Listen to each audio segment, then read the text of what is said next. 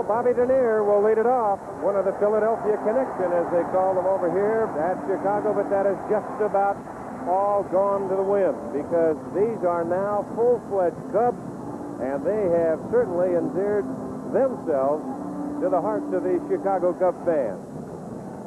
Well, Eric Shaw, according to scouting reports, has a better-than-average fastball. The slider's his best pitch.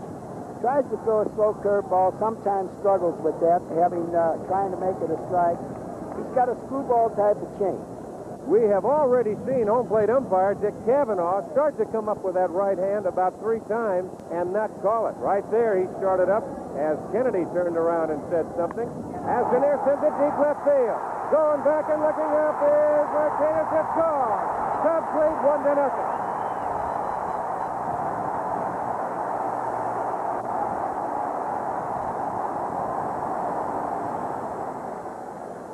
Again, right here, he's going to have to be careful here, Donnie, because he's had problems in the first inning giving up home runs. He's already given up 1. The Sarge, as they call. There's a drive left field. Matthews going back as Martinez. That ball is gone. 2-0 Cubs on home runs by Dernier and Matthews. There's Rick Sutcliffe, and he can help himself with a bat. Hit .250 on the year. And the Cubs had trouble getting waivers on, too. Mel Hall and Joe Carter. It took 5 days to really complete that trade and put those players in Indian uniforms. High to right. Way back. This ball is gone.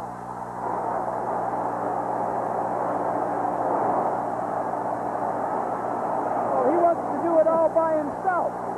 Oh, he got far from it. That ball is hit completely out of the stadium. There's Garvey at third. You've got Kennedy at second. This is a very favorite spot right now for a hitter, Donnie. 2 balls and no strikes. You know you're going to get a ball to drive. Just keep it fair. And you've got to be a little selective, too. To right field, hard, coming on. Moreland makes it good! What a catch by Moreland!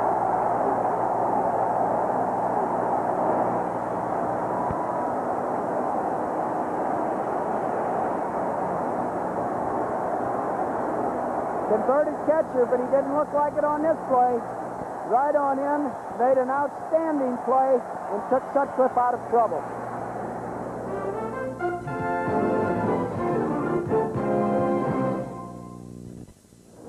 Bill Murray, a lifelong Cubs fan. You got to like the way things are going now. Well, this is fun. I waited my whole life for this.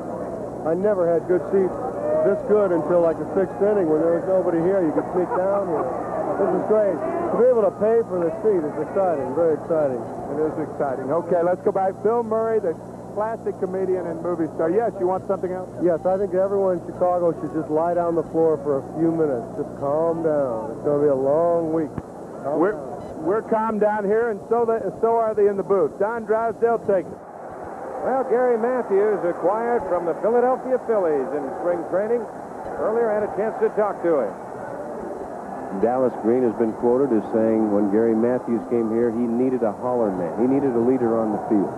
Well, I don't know so much about the holler man. I think I have the respect of my teammates as far as saying something to them and them listening, and whether or not they try and go out there and do it. At least they practice at that particular instance. But Dallas has praised me quite a bit this year, and I really do appreciate it. And it's just one of those things where I'm glad he was able to take a chance on me coming from Philadelphia, and I think I showed the people here and him that I still can play this game of baseball.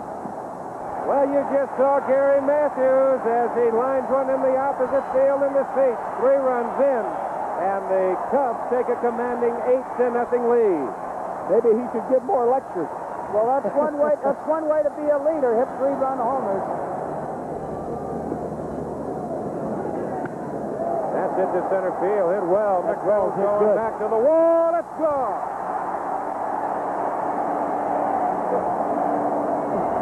That ball's hit good.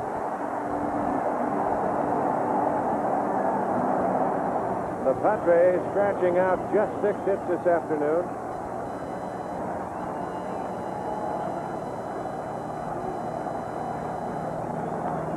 A little looper, Larry Bowa calling, and that ought to do it. Makes the catch in the side, retired, and game number 1 is in the books. When something appears too good to be true, it usually isn't. But that's not the case with the Chicago Cubs' remarkable second baseman, Ryne Sandberg. Park Ridge, Illinois, a suburb of Chicago. It's near O'Hare. And this is a fairly typical condominium complex in the Midwest, except for one minor difference. There's a fellow who lives here who will very likely win the National League Most Valuable Player Award.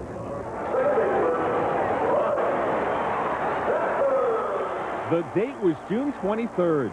Call it the birth of the Ryne Sandberg legend. He not only got 5 hits against the Cards, he hit 2 two-out game-tying home runs against Bruce Sutter, of all people. 1-1 pitch.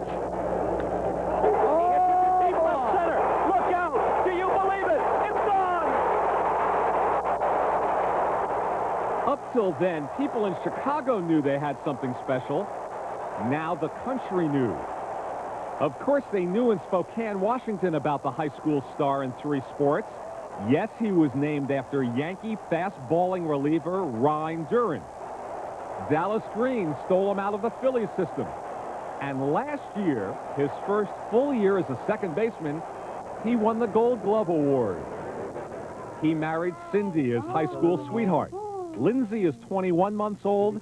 Justin was born in May.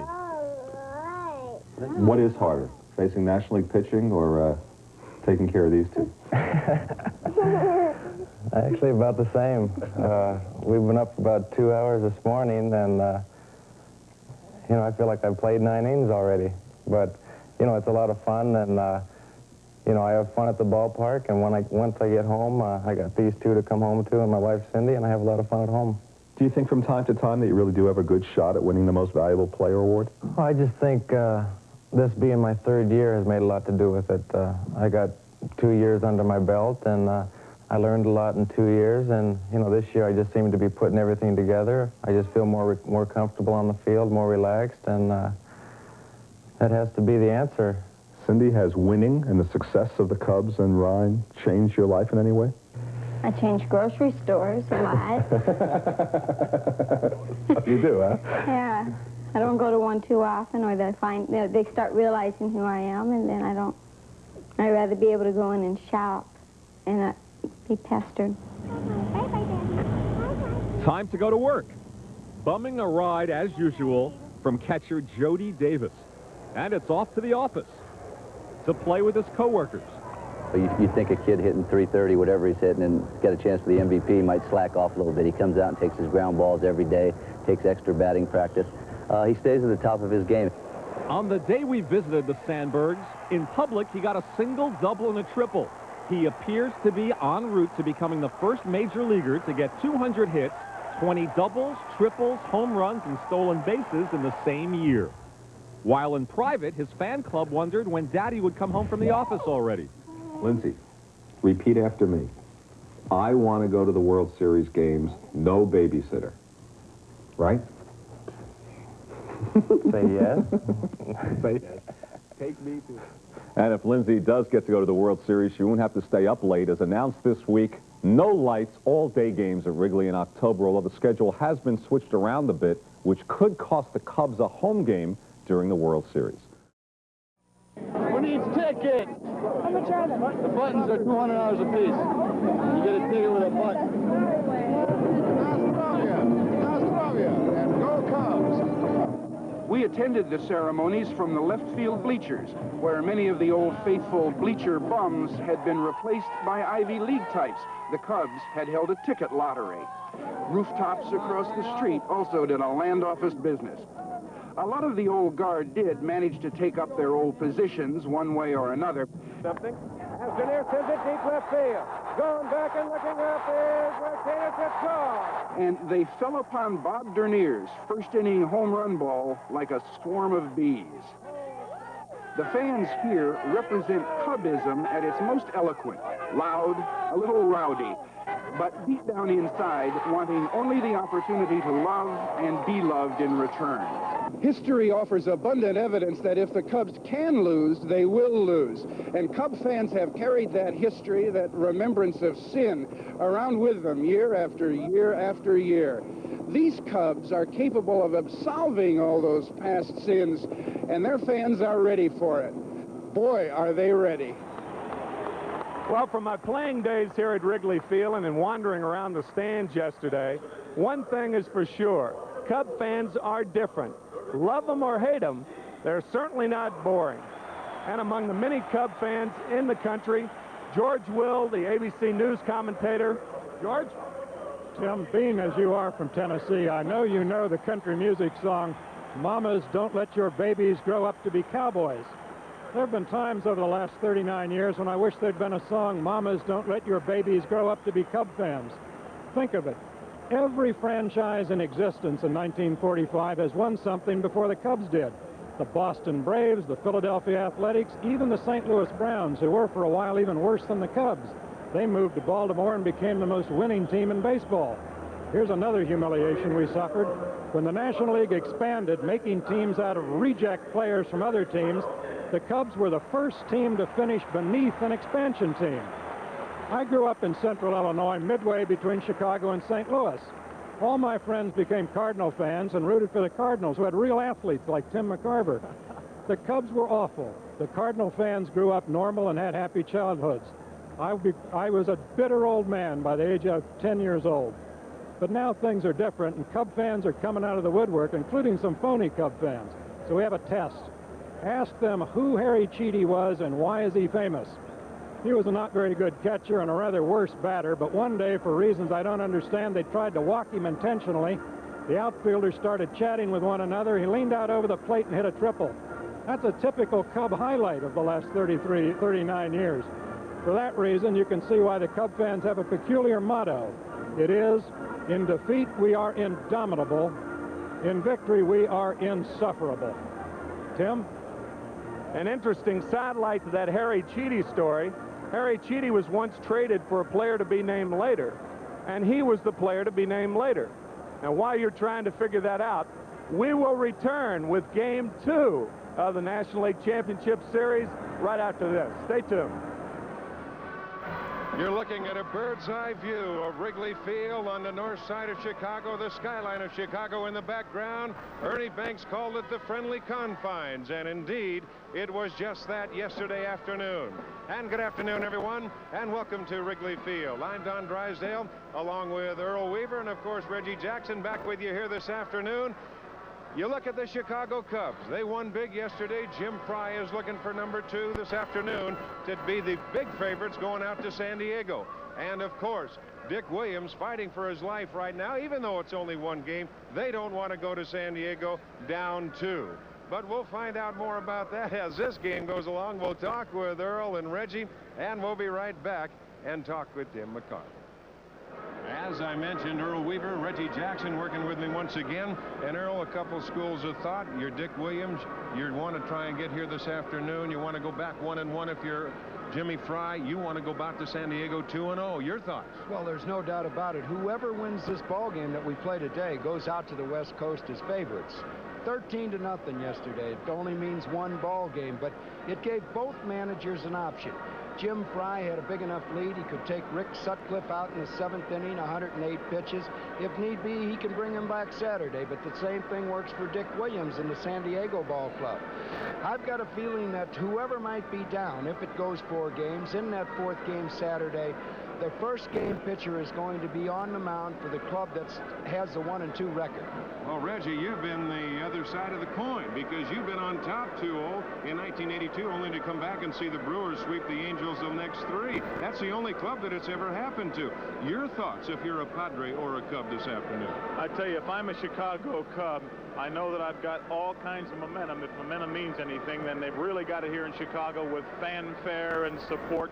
and just about as much as I've ever seen before, Don. The San Diego Padres, on the other hand, yes, they lost the ball game 13-0, but it's only a one-game loss, and they know today that if they win the ball game today, surprisingly, they can go back to San Diego with momentum. It doesn't seem like it should make sense, but that's the game of baseball. It certainly does. 4 more to go anyway. Amateur umpires yesterday, Earl, really not a big thing in the outcome, but there was certain controversy. Yes, there was. Early in the ball game, they felt that a few pitches were missed and changed Eric Shaw's pattern. We don't know about that. There's a unique situation in the American League playoffs. They have an ex-Major League umpire there who's going to stay behind the plate for all the ball games. Here they're going to rotate the umpires. Each umpire is going behind the plate for a ball game. Jim Fry thinks this is a good idea because if any one of those amateur umpires has a bad day behind home plate, he's not going to be there the following day. Well, we've talked to the players. They said the strike zone was higher yesterday. This afternoon, Reggie, you've got 2 sinker ball pitchers in Trout and Thurmond. As a hitter, what does that do to you thinking about that strike zone coming up? Well, most National League umpires, difference between the American League and the National League, Don, is the fact that the American League has a higher strike zone, the National League a lower strike zone. They say that these umpires have a higher strike zone. I'm sure that Mark Thurmond, I'm sure that Steve Trout are going to be very concerned about that. I'm sure that the hitters, after they hit their first time, they're going to go back to the dugout and tell the rest of the hitters just where the strike zone is, whether this umpire has a high strike zone or a low strike zone. I think it could affect the game if they have a high strike zone and make these sinker ball pitchers try to get the ball up. And, of course, the breeze blowing out today, but it's Cub Mania here in Chicagoland. And as he come back after this commercial, we'll go to Tim McCarver and find out the Cubs and their fans. We welcome you back to the National League Championship Series from Wrigley Field in Chicago, Illinois. The San Diego Padres and the Chicago Cubs square off in game number 2.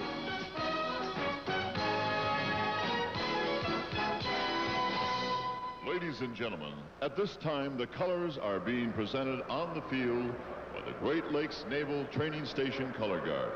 And at this time, we ask that you please rise and join in the singing of our national anthem as sung by the popular recording star, Bobby Vinton.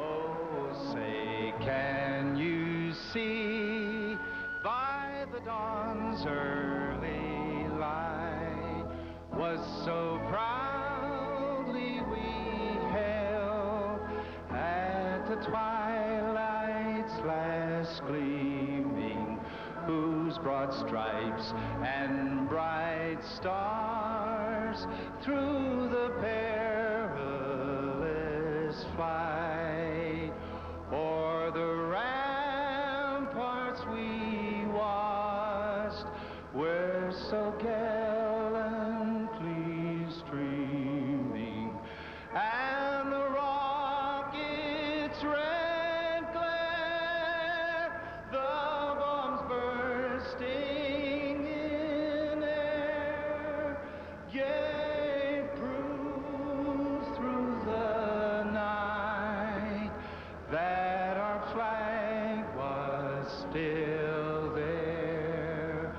Oh, say does that star-spangled banner yet wave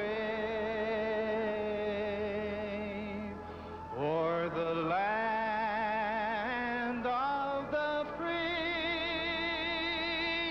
and the home of the brave? Bobby Vinton and the national anthem. Our pregame festivities are over, and we'll be back with game number 2 right after these messages. Game 2 of the National League Championship Series is being brought to you by Budweiser. For all you do, this Bud's for you. By Chevrolet. Drive today Chevy. Live today Chevy. By Gillette, makers of the Good News disposable razor with 2 blades. And by McDonald's. It's a good time for the great taste of McDonald's.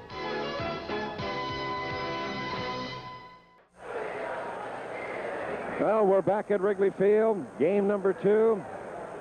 The Chicago Cubs and the San Diego Padres. The Padres trying to get on the board. And right here is the San Diego lineup this afternoon. Alan Wiggins leading off at second base. Tony Gwynn batting second and in right field. Steve Garvey will hit third at first base. Kevin McReynolds batting fourth and in center field. Carmelo Martinez in left field. He'll hit fifth. Harry Kennedy batting sixth and doing the catching, batting seventh. And at third base, Luis Salazar. Craig Nettles out injured. We'll tell you about that later. Gary Templeton at shortstop. And Mark Thurmond will be the starting pitcher this afternoon. Jody Davis, the catcher, and yesterday there was controversy over the umpiring here at Wrigley Field in the first game of this championship series. And prior to the game, I had a chance to talk with Jody just about the different thoughts on the amateur umpiring yesterday. Jody, your opinion of the umpiring yesterday? Well, it was a little erratic at times. I think the strike zone was way high compared to what we're used to. May have been 6 or 8 inches high. You know, Rick Sutcliffe threw a lot of pitches that were right on the knees, and I'm sure Eric Shaw threw some pitches that were low strikes. The type of game that he has to pitch, and neither pitcher got the pitches. You know, we just turned out that yesterday we got ahead early and took them out of their running game, but I thought the strike zone was a little erratic, and you know, who knows what to look for today. Well, we will see what will happen today in game number 2. Right now, we'll check the Cub defense of Leon Durham over at first base. At second base will be Ryan Sandberg. Moving across over to shortstop, the veteran Larry Bowa. And over at third, another veteran in Ron Say. Moving to the outfield, a big day yesterday, and Gary Matthews in left. In center field, he caught them all yesterday out there and had a home run to boot, Bob Dernier. And over in right field, maybe the game-saving catch or what might have turned the tide, Keith Moreland. Behind the plate and doing the catching, the man you just heard from, Jody Davis. And on the mound, the starting pitcher this afternoon for the Chicago Cubs, it'll be left-hander Steve Trout, a record of 13-7, and Trout with that 3.41 ERA. So we will check with the umpires. They move them around a little bit as Dave Slickenmeyer will be behind the plate. Joe Pomponi will be at first. Joe Mayer at second, and Dick Cavanaugh will be over at third. The men in blue, and still only 4 umpires here in the National League, where we saw 6 at Kansas City last night. And I don't understand that, but getting back to pitcher Trout, the scouting report on Trout is that he has to use a sinker. He has to keep it down on the outside half of the plate. He's got an excellent changeup, and we'll see that a lot. But when he was with the other Chicago club on the south side, he could throw the ball over 90 miles an hour, and he could sneak it by you high. But the word is that if he starts to get up with the wind blowing out to right field, that there'll be somebody up in the bullpen early. Well, here we go in game number 2. Alan Wiggins to lead it off. Wiggins a switch hitter, hitting .258 last year. Well, the '84 season, 3 home runs and 34 RBIs. The key to Trout, you start off right off the bat and start counting the ground ball outs. Now Trout ready, and we're underway. Missing inside, 1-0 the count. Since the wind is blowing from left to right, it should not be as big a factor as it was in yesterday's ballgame. A very pleasant afternoon. Another full house.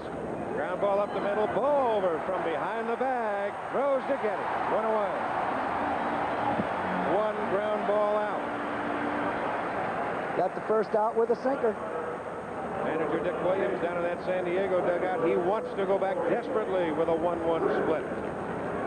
And, of course, Jimmy Fry in that other dugout. He wants to go to San Diego 2-0 as Tony Gwynn, the National League batting champion, stands in, hitting .351, 5 home runs and 71 RBIs on the '84 year. There's the strike. The low sinker. 0-1. Say right over the edge of the grass at the cut of the grass at third. That's bounced foul and quickly. Trout out in front 0-2. You see Say now with a 2-strike count. He will back up a little. The 0-2 pitch to Gwynn. Oh, he got it on the outside corner, and Gwynn caught looking. Well, that's what they get for complaining about the low strike. There was one. We'll get to see it again. Good pitch. Low around the knees, outside part of the plate. Looked like it was a little bit too far outside. That's a tough call. That's a tough call right there. You take a 91-mile-an-hour fastball, which that was right there. And that ball is a little bit questionable. You're going to have tough time swinging at that pitch. Already you've got the umpire setting a tone right here, and I'm sure that San Diego, wanting to come out swinging, is now going to go back to back to the dugout right now and set up a game plan. You see Tony Gwynn get called out on strikes. That doesn't happen too much to a man that hits 350. He only struck out 23 times in 1984. Garvey to the hole. Boa sets, throws, and gets it. So the Padres are gone in the first inning. A good play by Boa. 3 up, 3 down. We go to the Cubs half. No score.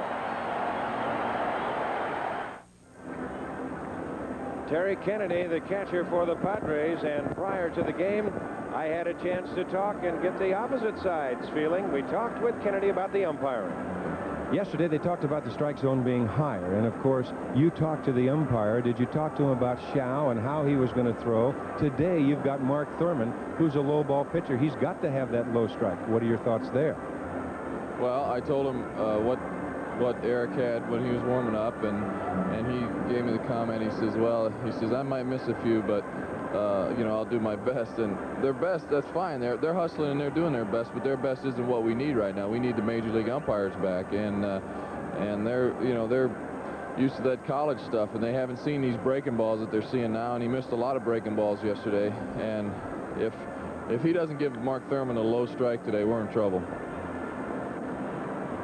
There's the Cub lineup that Thurmond will be facing. Bob Dernier leading off in center field. Ryan Sandberg at second base. Gary Matthews hitting third and left with Keith Moreland in right field batting fourth. Ron Say will hit fifth and at third base. Jody Davis batting sixth and doing the catching. Leon Durham dropped in the lineup with a left-hander. Hitting seventh and at first base. Larry Boa, the shortstop. And Steve Trout, you've seen him already, the starting pitcher. There's the Padre defense of Garvey at first, Wiggins at central, Templeton at short. You'll have Salazar at third, Martinez in left, McReynolds in center, and Gwynn in right, and the battery of Kennedy and Thurmond. Bob Dernier with a leadoff home run yesterday that kind of set the tone as far as the game was concerned. The Cub fans homered his first time at bat, just the second pitch of the ball game. As a matter of fact, he went 3 for 4, scored 3 runs. He had a big day yesterday. You saw the umpire out to the mound talking to Mark Thurmond. I think that the umpire's really going to have to watch this kind of pitcher. Mark Thurmond has an awful lot of movement on his ball. As Dernier takes a strike and underway there, Earl. In the scouting report on Thurmond, just an average fastball. He has to pitch down, but a very good curveball. He has a slider. He cuts his fastball. But again, here's a fellow they'd say has to pitch below the belt. I think that's true of all sinker ball pitchers, Earl. They've got to keep the ball down. They get the ball up, especially in a ballpark like this, they're going to have problems. Yeah, but we saw Trout throw the ball over 90 miles an hour in the first inning. High chopper, base hit left field for Dernier with speeders aboard. And look out, here comes the Cubs again. Well, this is what happened yesterday. You've seen Major League records right there. Most home runs, largest winning margin, National League records, highest batting average, most runs with 13, most hits 16, most runs in an inning 6. They had it all going for them. Here's Ryan Sandberg. Well, with Dernier on first base, left-handed pitcher on the mound, he'll go if he gets the chance, but I think he'll be letting Sandberg swing rather than just go for the stolen base. Dernier with 45 stolen bases on the year. Of course, a key possibly to watching Thurmond will be that right shoulder, how he swings it in coming to the plate. He does turn his shoulder, Don, and that will give a base running specialist like Bob Dernier an advantage. I'm sure that he knows that. I'm sure they've gone over it in the scouting report. I would not be surprised if you see some movement here on the baseball. Well, I'll tell you what some of the Chicago coaches said, that his move is below average, and he's slow from his first move in his set position, releasing the ball to home plate. We'll see if that's true. That move there didn't look bad to me, Reggie. Well, Earl, you get a lot of guys that try to protect themselves. They know they don't have a good move. They know that they've been scouted, and they know they want to run on them. So what they try to do is they can cut Bob Dernier down just a half step, and he feels he's got an advantage. You see that Thurmond is certainly aware of the speed of Dernier. We mentioned before, Bob with 45 stolen bases on the year. And Dernier gave indications that he's going to go if he gets a shot. The infield shortened up, double play depth. That's inside. That's a pretty good bluff right there, huh? 2-0. The change a little high, and Thurmond wanted it, so did Kennedy. Oh, my. That's a dip. There's a big pitch right there. 2-1 to 3-0. We get to see it one more time. Not high. The pitch is not high. Not high at all. Well, the 3-0 pitch, that's in and over. And the count goes to 3-1. And now, if Dernier can get a jump, he'll be on his way.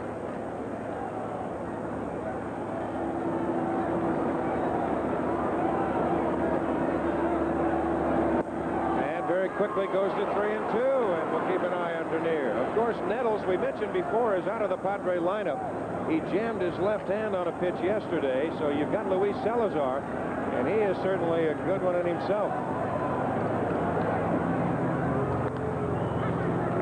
It doesn't look that Thurmond has any kind of a tricky move over there. We haven't seen it yet.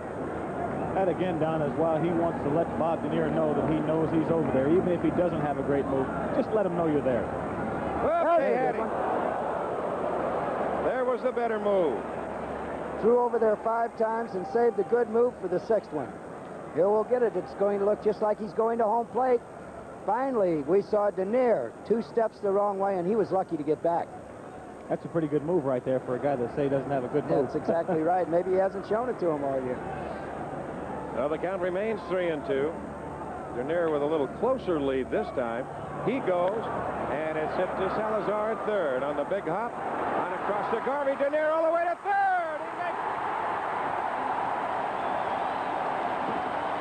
Hustling baseball.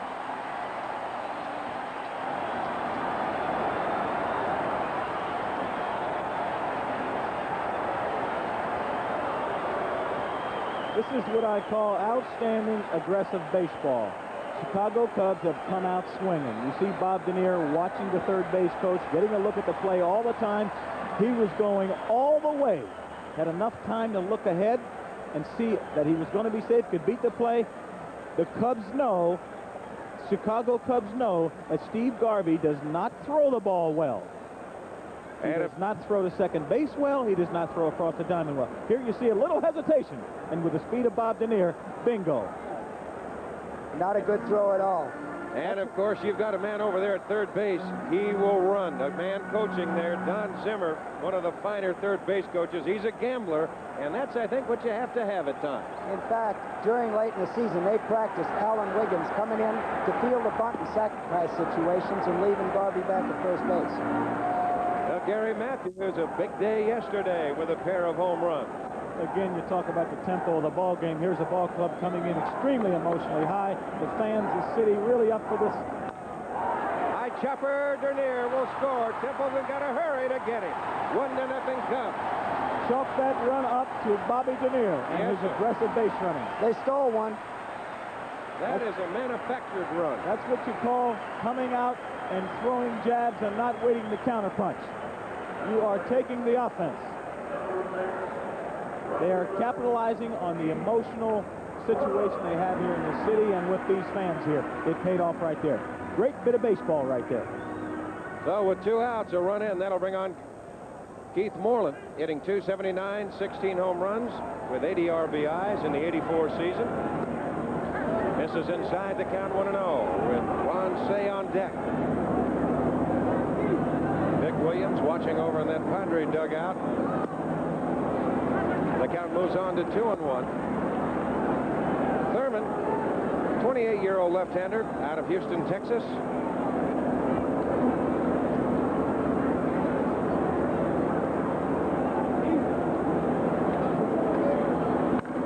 Down the left field line. That'll go into the corner for extra bases. Martinez chasing it down. Moreland on his way for 2. He will be at second base with a stand-up double.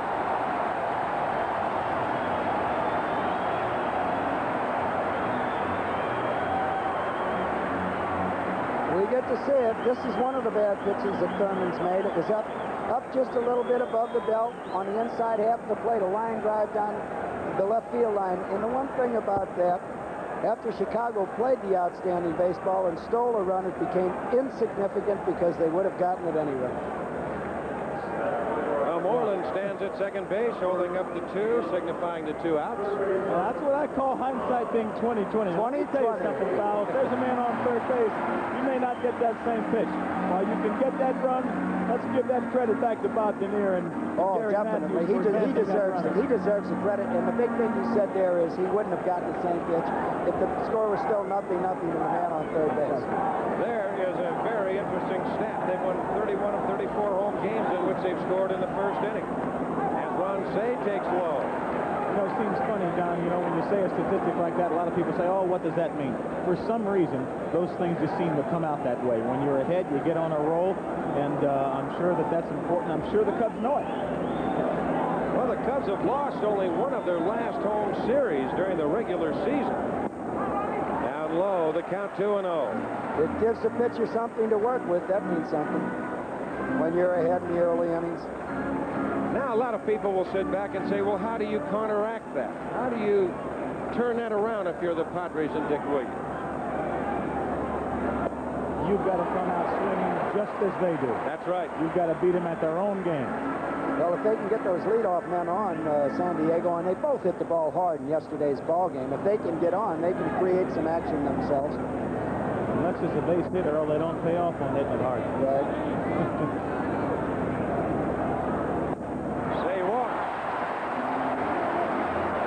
There's what you were talking about with that first base open and the man in scoring position, Reggie. He wasn't going to get careless and say anything. He wasn't necessarily wild there, like you say. He's got a base open. He's going to get 2 men on and give himself a chance where he's give himself a chance to have a force out at any base. Say's one of the few guys that'll take those close pitches and let the guy behind him drive in the runs. There's a lot of power hitters that want to get it in themselves, and they get so anxious that they start swinging at those bad pitches. That's where you've got to be a little more selective as Jody Davis stands in. I will say amen to that, Earl. Out of play, right side.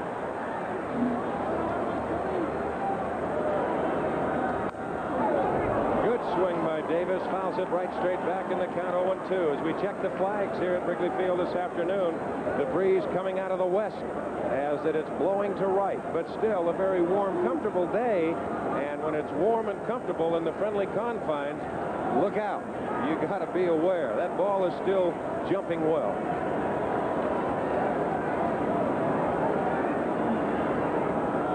Got him. Good high heat. So Davis is gone. The Cubs are gone. They come up with a run on a pair of hits, leave a pair after one.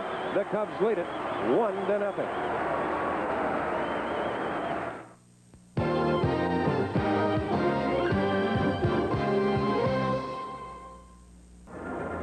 Yesterday, with Eric Shaw pitching, a sinker baller for the Padres, the dirt was hard around home plate.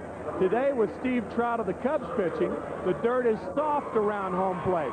Coincidence? I don't know, but I don't think you're going to see too many ground balls with Giddy up on it today. Now let's go back up to the booth to Don Drysdale. All right, Timmy, thank you very much. Well, the man who sat back behind that plate for many years, and funny how little tricks of the trade will turn around and might be an advantage as Martinez leads it off. Well, let me say this. There's one ball game this year where Steve Trout, in 27 outs, he had 23 ground balls. Well, that's his key. Is that coincidence or what? Well, that's why I like those big guys that can hit 3-run homers. You never had to worry about that dirt around home plate. Now, Kevin McReynolds with a count 2 balls and no strikes. Martinez on deck. There's a bouncer to ball. Very big convenient hop on across the door. That's 4 in a row. Well, look at those right there. The double play groundouts. Trout with 33 led the National League. Then LaPointe from the Cardinals. Cox from the Cardinals tied with Carroll from the Mets. Well, that certainly means something right there. And right here, through an inning and a third, 3 of the 4 outs have been ground ball outs to Boa. They're testing Boa. Here's Martinez. Takes low, the count 1-0. Second baseman never makes an error, so if they're going to hit it, they might as well try somebody other than him. I'll tell you what, I'm glad I'm not a Padre and can listen to this, because with all these stats and all this talk, I might as well throw in the towel now. There's a chopper up the middle. That's going to be a base hit. So Martinez is aboard. Another ground ball. And that's something you have no control over, where the ball goes. I think that's all the manager says. Give me some ground balls. You can throw them, but you can't steer them. Dick Williams is a big advocate of ground ball outs.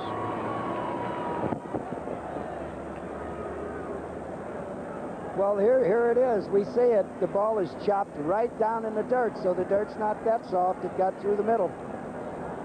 Boa was cheating a little to his right. Here's Kennedy, and that's high to left field.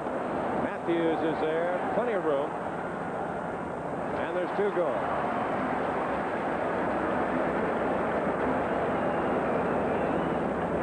The 2 outs. Martinez at first, and here's Salazar. Salazar, during the season, hit .241, 3 home runs and 17 RBI.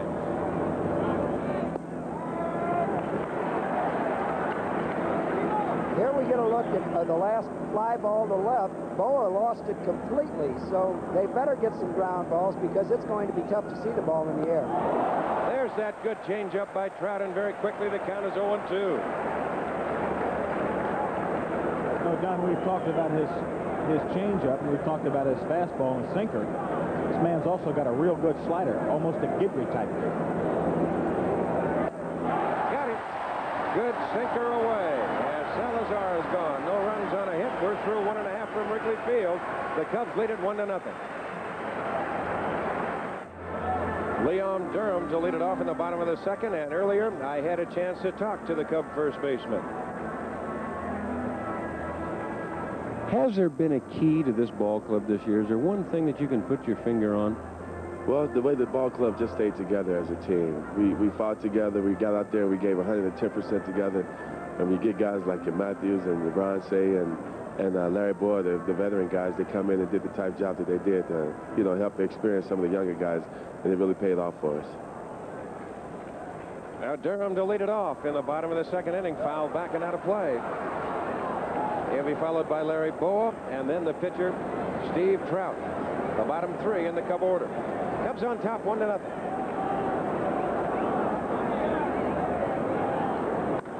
Hard to the hole. Wiggins over from the grass. Throws to Getty. Good play by Alan Wiggins. No, Don, that ball was hit right on the button there. Hit pretty good, but yesterday he grounded out 4 times to the second baseman.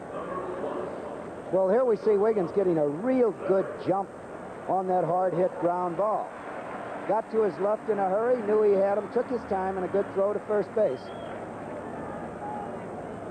Now there's 1 gone, and that'll bring on Larry Boyd, the shortstop. Of course, a switch hitter, and he will turn around and hit from the right side and drills a base hit to left field.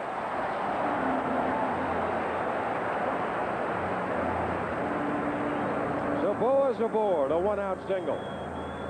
And it'll bring on the pitcher, Steve Trout. And here's a man not in the category of a Sutcliffe, but he handles the bat pretty well. You got to be alive with him. But it's a left-hander against left-hander, and I'm suspecting sacrifice. So is Dick Williams, because he has Salazar up on the grass at third. Garvey holding Boa at first. Trout turning as if to sacrifice already. Does so. Good bunt. Thurmond off slowly. And will take the shutout at first with Boa moving to second. There's a very good bunt right there. Got the job done.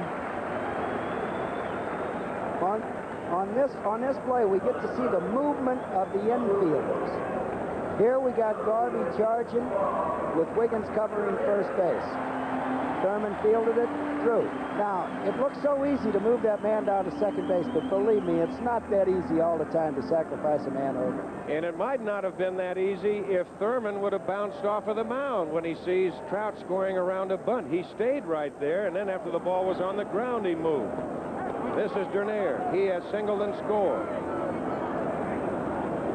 Yes, sir, that's about the only thing that the Padres can do. They've got to get some men on.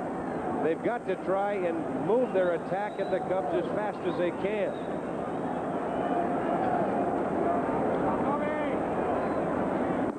High, the count 2-0. You start letting these things steamroll, and sometimes it's hard to stop them. Well, that's right out of your ordinary Cub fan digest. I'll tell you one thing. If you hang around Chicago long enough, it gets to you. Yeah, well, I'll tell you, Thurmond better not be too careful with this leadoff hitter with Sandberg up next. He's worked himself 3-0, and the guy behind him that can break the ball game wide open. Well, the one thing about Bobby Dernier, he does not care what the count is, what the score is, or where the runners are. He will bunt at any time. And when you got, like you say, Earl, a man like Sandberg behind him, he just had another man on base. There's a strike in the count 3-1. Thurman's got to come right after him on this 3-1 pitch.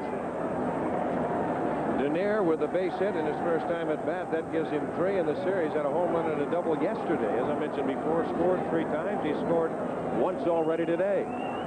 The only run of the ball game. Strike 2 call. Full count 3-2. Real close, and it looks like Dernier's trying to get on for Sandberg. Get another look at the pitch.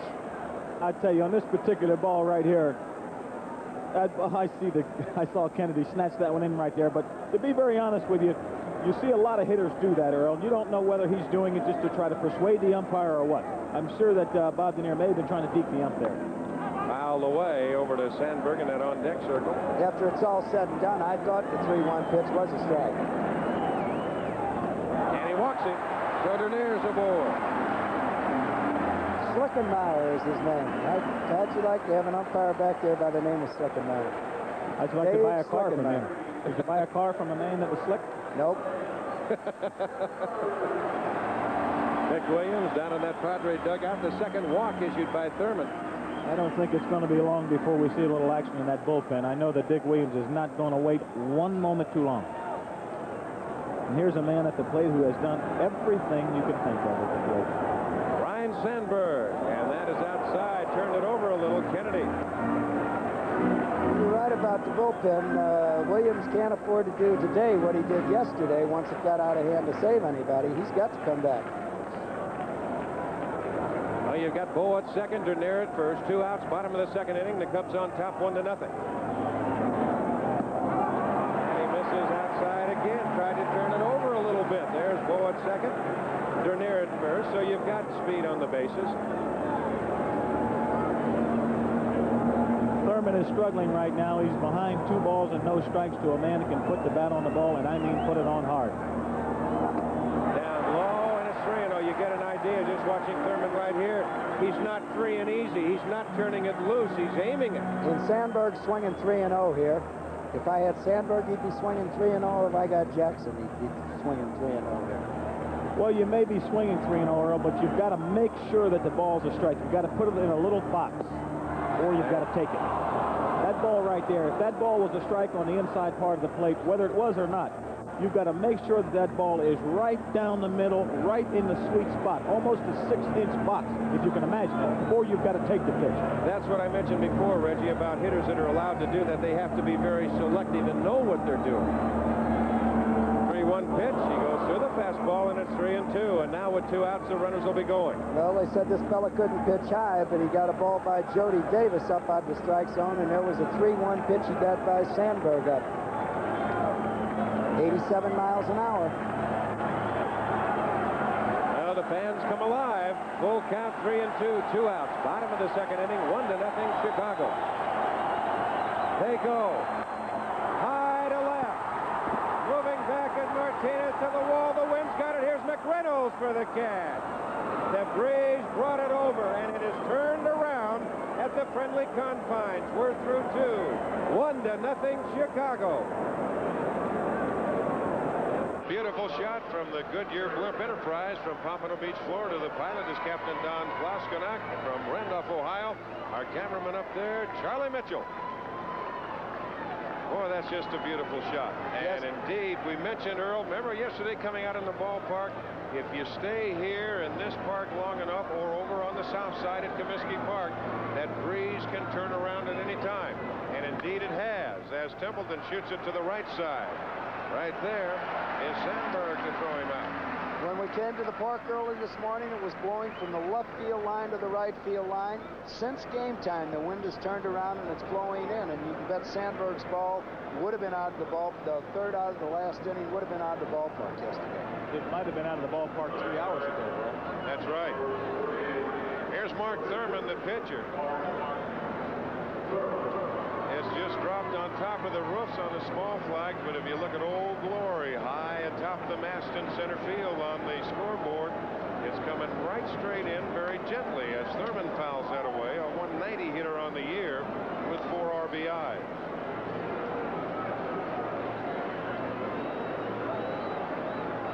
Right there since July 10th of 1983. No home runs. There's a little looper to left coming on Matthews. He's got to play it on a hop. So Thurmond helps his own cause. And just a reminder, don't forget game number 2 of the American League Championship Series coming up from Royal Stadium. The Detroit Tigers and the Kansas City Royals. That'll be 8 o'clock Eastern time. What do you think, Brett? You see the game last night? Yes, I did. I liked the ball game. Jack Morris rose to the occasion. He did. Definitely did. He pitched a great game. The Tigers showed their bench, too. They just keep coming out of there. They've got a good ball game. Bounce to Boa, should be 2. Sandberg for 1. Back to first, they double Wiggins up. And the Padres are gone very quickly in the 3rd. Another ground ball after 2.5. 1-0 Chicago. Yesterday in the American League Championship Series, Morris took them apart. Trammell took them downtown. Tigers 8, Royals 1. KC battles back tonight at 8 Eastern on ABC. Well, Gary Matthews to lead it off in the bottom of the 3rd. Yesterday supplied so much offense for these Cubs. But last year in a Phillies uniform, Game 4 of the World Series with Baltimore, it was the glove that turned a trick. Made a leaping catch at the left field wall to deprive John Shelby of a 3-run double. Well, that man, look at that. That fence is going to give a little bit with the Sarge, Reggie. It's trivia time down Drysdale, 1968. #1 pick at San Fernando High, Gary Matthews. His coach had him talk to a friend about how much money he should get to sign. Name that friend. San Fernando High Valley boy, huh? That friend's name was Don Drysdale. Did you talk to him about signing? I remember Gary going to San Fernando High School. I sure do. And he stands in right here.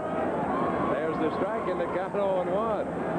Watching those catches and knowing what Matthews did yesterday, he's a guy that can rise to the occasion. He might be a Mr. October, huh? Exactly, Earl. Here's a man that is an emotional ball player. He gets up for ball games. He led this ball club down the stretch. He is living up to his name, Sarge, because he takes charge. 2 balls and 2 strikes to Matthews with Keith Moreland on deck. Line shot. Good play by Templeton. Up and gets him. What a difference a day makes. Yesterday they were hitting them on the end of the bat, breaking bats, and they were finding holes. Today, the ball's hit like a rocket. Templeton just in reach and fine play. And a good throw to first base. Well, he's always had great range. The thing they said about Gary Templeton, he hammers that ball. The thing they said about Gary Templeton is he didn't have good control of his arm. That's a perfect throw and a great play. Here's Moreland. Double down to the left field corner his first time at bat. See Keith 2 for 4 in this championship series. On deck, the veteran Ron Say. San Diego couldn't buy a break yesterday. 4 for 6 against Thurmond lifetime. Right side and through. Base hit right field. And Moreland will do that. We said that yesterday. That is the way you have to swing a bat against a sinker ball pitcher. You have to take the ball the other way. They're going to try to sink the ball down and away from you. As we see Keith Moreland at the plate, that ball is outside, it is down, and we see Keith stay with the ball and hit that ball to right field and sharp. That'll bring on Ron Say, and just an added note on the home plate umpire Dave Schlickenmeyer. He was a professional minor league umpire for 6 years, worked in the Texas League, is affiliated with the Midwest Umpire Training School. 1 ball and no strikes to Say. That's what sinker ballers try to do. They try to get you to pull a ball. A la Tommy John, they try to get you to pull that ball, to overswing and get you to hit ground balls. You've got to take the ball the other way to have success against a sinker ball. I want to ask you a question, Reg. How many times with the count 3-1 did you try to go to the opposite field? The only time I went to the opposite field, Earl, is when I was facing a guy like Nolan Ryan and I was just swinging late. But at 3-1, you were going to look for a pitch you could drive. A ball I could hit over the fence. There's the strike to Say, and the count goes to 2-1. don't forget, these two clubs will meet again tomorrow night in Game 3. That'll be 8 o'clock Eastern Time. And the scene will go to San Diego. That's hit hard to the alley, left center. Martinez over, and it'll go off of the wall. Glow picking it up, and Zimmer's going to wave him on around. The relay to Wiggins. The throw to the plate. By Kennedy. Run scores. Over to third is Say. 2-0. Chicago.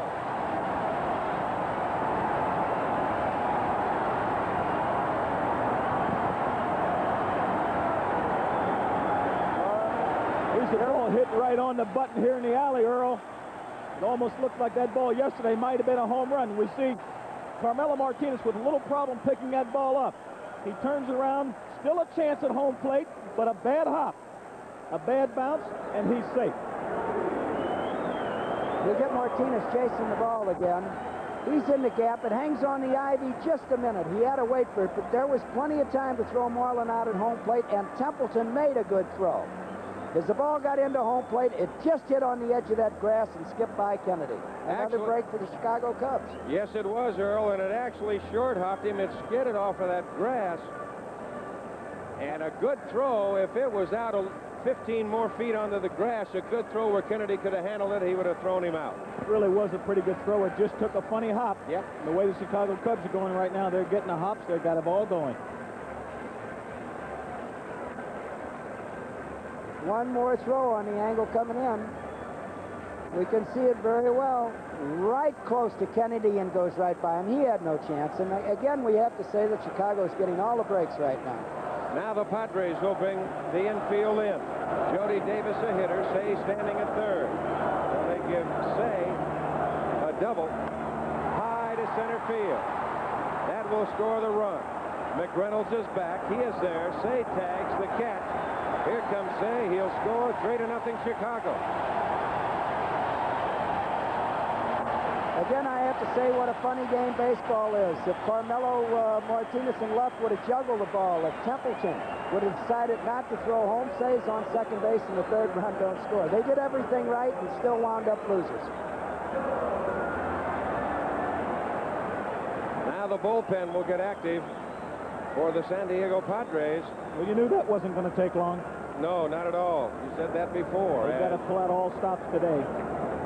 Andy Hawkins will get up. He'll start to throw as Durham has the first pitch outside, 1-0. Well, there's a case. You've got a sinker ball pitcher with the infield in. You want to keep the ball down, and he got it up to Davis. And able him to hit the fly ball. Yeah, if he struck Davis out on a fastball up out of the strike zone the time before, but this one was in the strike zone, and Davis could catch up with it. 1 ball and 1 strike to count. So credit Say with a double if you might be scoring with us. He went to third on the throw. There was no error on the play. On that inside corner. There's Fran Say. Smile of victory. A happy smile. And the Penguin down in the dugout. He knows there's still a lot more work ahead. 3-0. The Cubs on top, bottom of the third. High to the left side, going out Salazar and calling.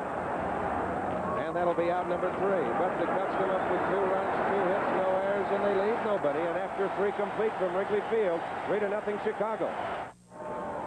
Now, Tony Gwynn, the National League batting champion, to lead it off prior to the game, I asked him, how did it all fall into place? A lot of young players would like to know your secret. How did it all fall into place? Well, you know, I think it really fell into place for me at San Diego State. You know, at the time I was using a big bat, and you know, I was fairly successful, but you know, the bat broke one day, aluminum bat broke one day, and I was looking through our equipment room and found a little bat that, you know, I really felt comfortable with, and from that point on, I think I started hitting the ball a lot better and a lot more consistently, and from there on, everything has been virtually the same. I've hit the ball solid in every level, and now to do it in the big leagues, it's like a dream come true for me. And yes, sir, with that .351 batting average, that led all the major leagues. First pitch was fouled up the first base side, though the count 0-1 to Tony Gwynn. Takes low, the count 1-1. Leading the National League in hitting, you know, sometimes this fellow's defense is overlooked. He only has an average arm, but with that speed he has, he gets to the ball in the alleys. He gets to the ball in a hurry, he gets rid of the ball in a hurry, and he saves a lot of extra bases. Out of play left side. That'll be back up over to our left, and the count moves on to 1-2. No, Don, as I look at this, Tony Gwynn, I was looking at his bat earlier today around the batting cage. He used a 32.5-inch bat and only 31 ounces. That's almost unbelievable. That's down the left field line. That's going to drop for a base hit and maybe more. Matthews over now, rounds it off and drops the ball. Gwynn to second, and he makes a turn. He'll hold right there with a double. There's Alicia Gwynn. So that's about the first time she's had a chance to cheer in this series. Well, you really knew that wasn't going to last very long. This man hit the ball on the nose 3 times yesterday, and I mean hard, all line drives. The same way he hit that ball, except there's no one there this time. It's a double. Gary has a little trouble. Really doesn't matter because it's a double anyway. So that'll bring on Steve Garvey, who bounced short his first time at bat. And that's what I was talking about the Cubs' 3rd run. If Carmelo Martinez would have did that in the outfield, there wouldn't have been a play at home plate. Say would have had a hold up at second base, and there wouldn't have been a sacrifice fly. And there would have been a 2-0 ball game instead of 3-0. There's the change to Garvey, high and away, 1-0 the count. But the Padres have got to get something on the board. Exactly. Something's got to happen right now, Don. I'm sure that Steve Garvey is thinking base hit. However, I'm sure he's thinking base hit to right field because at worst, if he misses with the base hit, he advances the runner. Right side, off of the glove of Durham. They still got a shot. They get him. What a play by Durham. And a gamble. And again, the ball bounced in the right direction for the Chicago Cubs. That ball could have went anywhere off of Durham's glove, but it came down right in front of him. Again, you saw Garvey right there go the other way.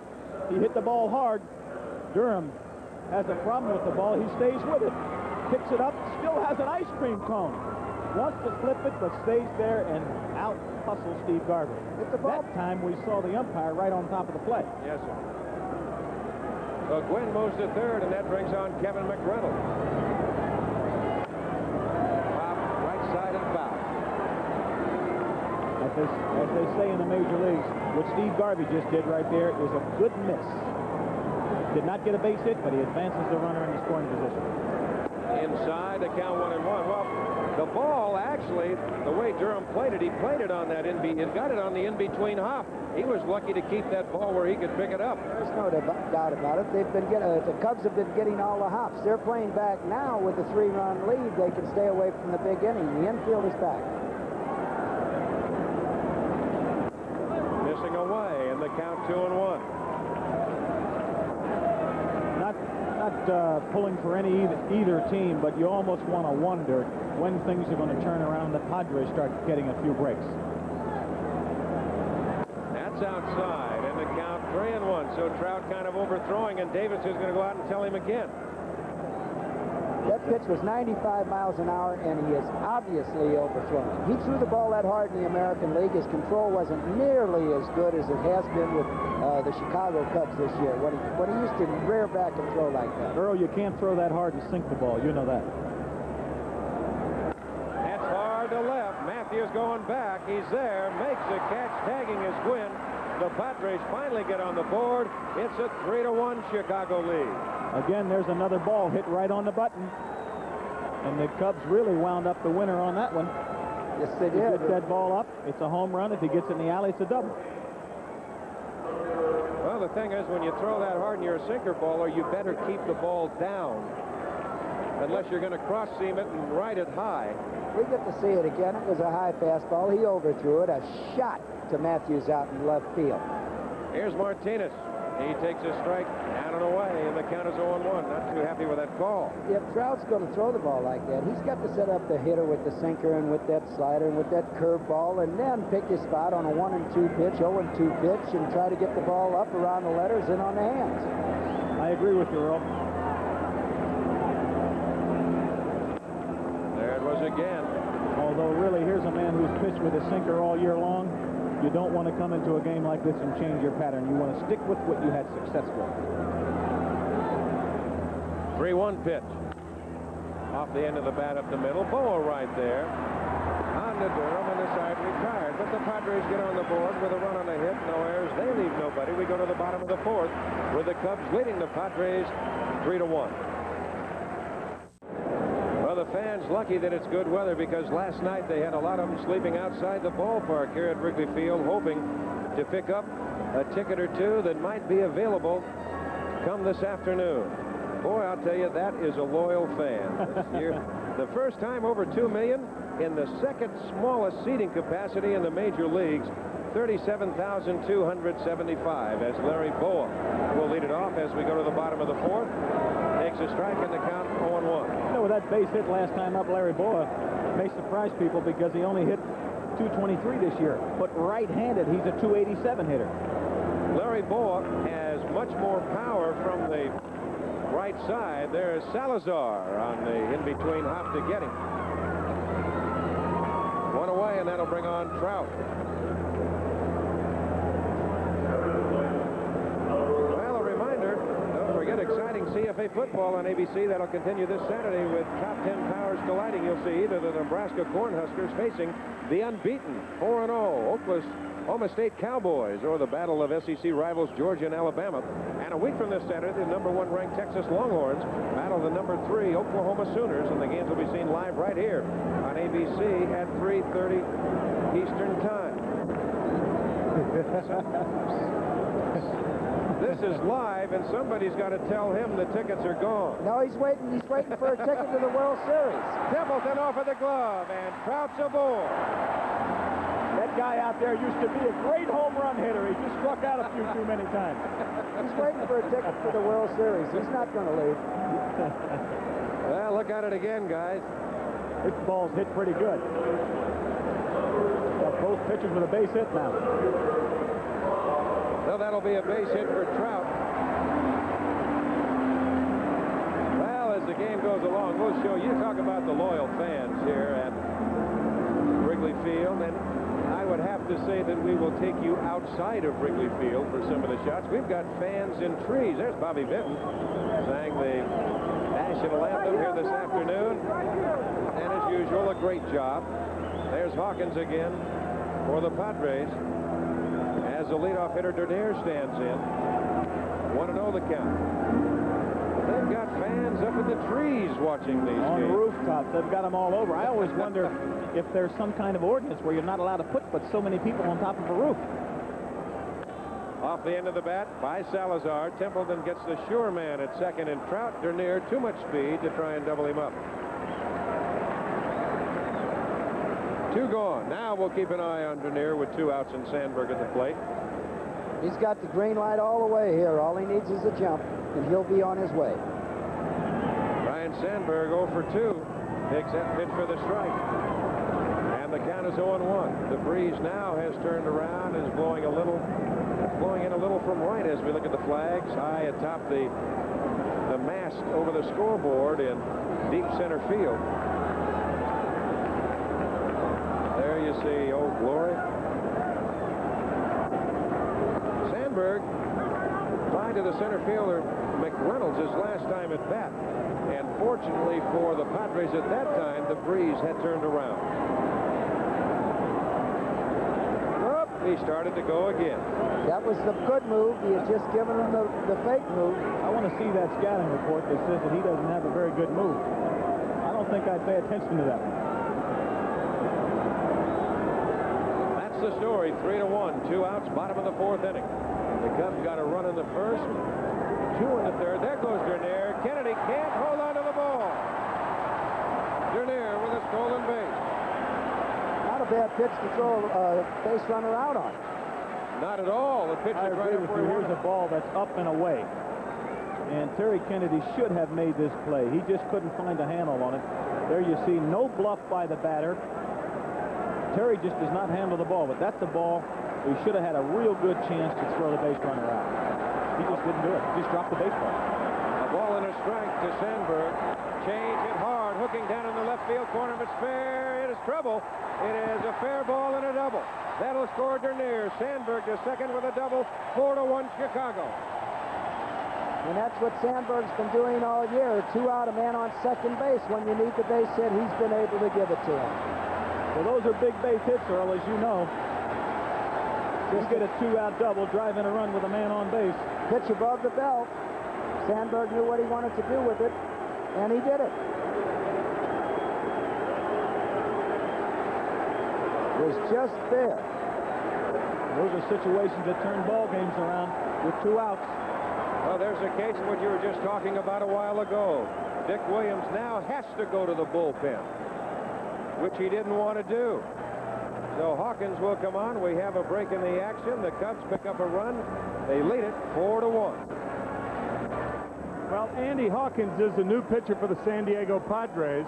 The problem is Dick Williams wanted to use his bullpen, but not exactly in this fashion. He really hasn't had a chance to get to Craig Lefferts or to Goose Gossage, a key if the Padres expect to win. Now let's go back up to the booth to Don Drysdale. All right, Jimmy, thank you very much. And I'm sure he didn't want Hawkins to have to come in this order because he might have to get somebody loose should they get something going in the 5th inning. As you look at Thurmond in the dugout as Gary Matthews stands in, he was hoping he could get out number 3 and take his chances from there, I believe. Don't you, Earl? Yes, I do. I know that's true. Now, we have a fellow on the mound here who throws the ball 90 miles an hour, a fellow Williams would have liked to use later. Doesn't have much of a curveball. He's got a good slider. The rap against him is he tries to be too fine. This is up high. The count 1-0. Matthews has bounced it short twice. So you've got Sandberg at second to run in. And the Cubs on top 4-1. We're in the bottom of the 4th. Gary Matthews, another fellow at the plate, can get you that 2-out hit with a man in scoring position. 2-0, and don't think this man is not a cripple hitter. He's got 19 game-winning hits. Yes, sir. And he's up on the count 2-0. Well, right now he'll be looking for a ball to drive. This is with the situation that hitters love. Oh. Swinging for pay dirt. Well, there was strength against strength there. I felt that breeze up here. 2-1 the count.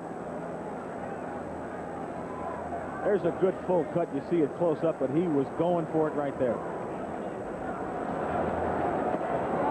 little bit low. The count goes to 3-1 with Keith Moreland on deck. Up high.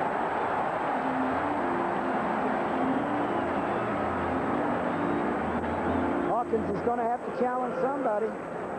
He's got to go after him right now, like you say, Earl, because right now, again, I know I keep saying it, but the Padres have to stop this emotional game right now that the Cubs are playing. They're doing exceptionally well. Right there, since the All-Star break, and all 3 of those men are coming up. Moreland, Say, and Davis. They've got to shut them off right now, or it does not look good for the Padres for sure. The strike to Moreland.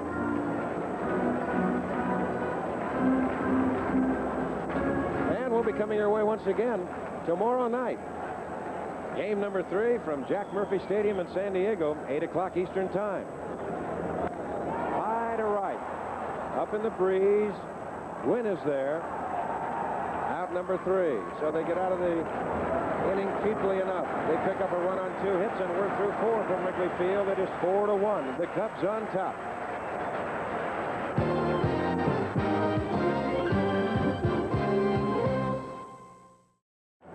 Well, you see one of the gentlemen in the scoreboard here at Wrigley Field. That's the only manually operated one in the majors, built in 1937. There's only one entrance. There's 3 levels. There you see the flags on top that'll tell you which way the wind's blowing. It's blowing in.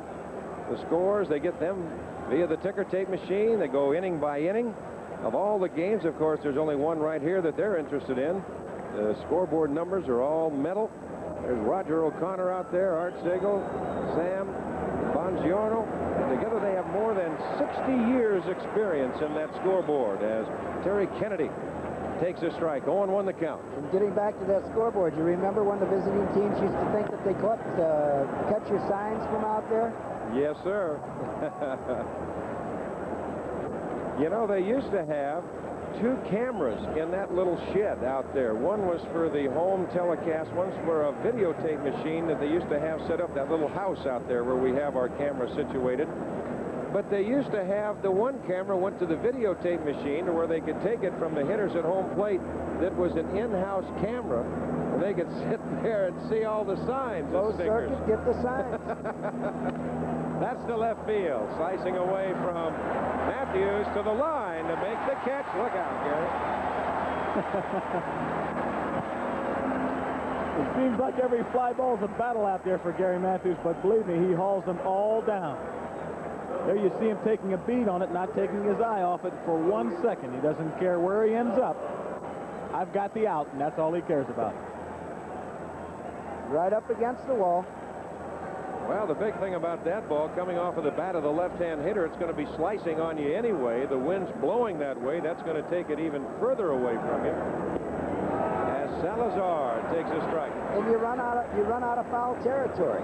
That's right. Into the wall in this ballpark. Well, we saw what Gary could do. We saw that little clip a while ago in that World Series last year against Baltimore. That's the right field. That should take Moreland to the line. Now he'll come in. 2 gone. First time this ball game there's been back-to-back fly balls off of Trout. There's Dravecki in the bullpen as Dick Williams thinking about the next man, the next spot. That is the pitcher spot.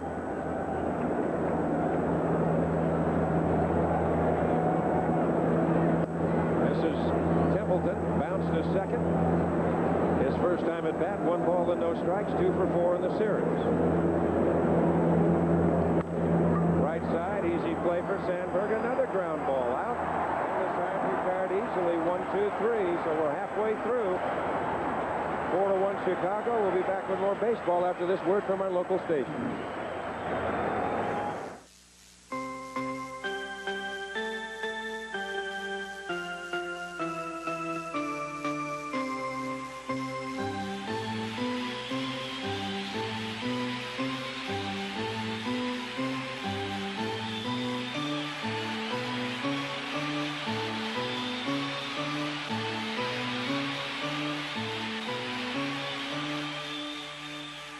Baseball fever. Catch it.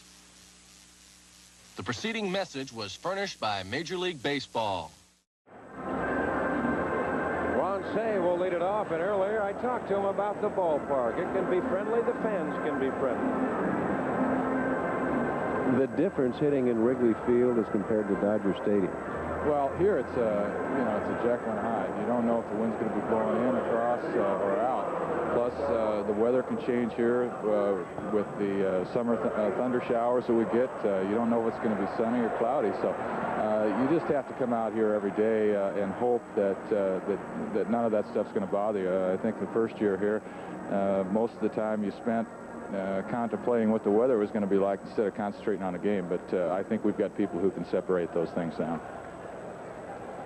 And that man right there can certainly do that. 1 for 1 this afternoon. He's walked and doubled. Of course, the thing about Wrigley Field, the distance down the lines is one of the longest in the major leagues, and the power alley's one of the shortest. Of course, that's what power hitters like. That's a little bit low, and the count 2-0. I know a few that wouldn't mind hitting here. Oh. See the indentation in the ivy right there? That's where it starts to come back in. It's only 368 to the power alley and 400 to straightaway center field. But down the left field line, it's 355, and down the right field line, it's 353.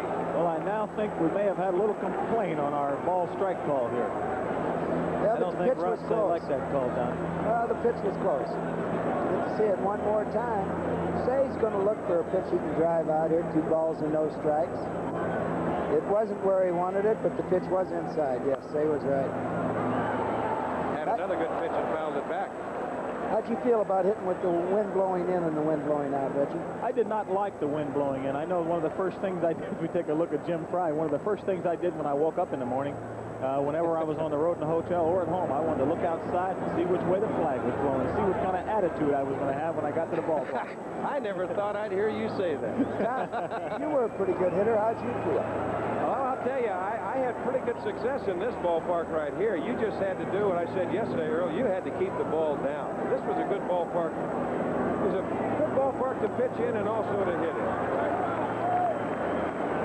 A full count, 3-2.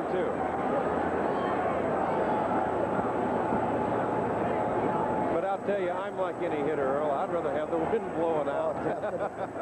Makes you feel 100 pounds stronger. That's it. True, it sure does. People used to scream and holler, they still do, about Candlestick Park in San Francisco, but I always felt, I said, if the hitters yell told that much about it, there must be something wrong that gets them in the wrong frame of mind. I like it.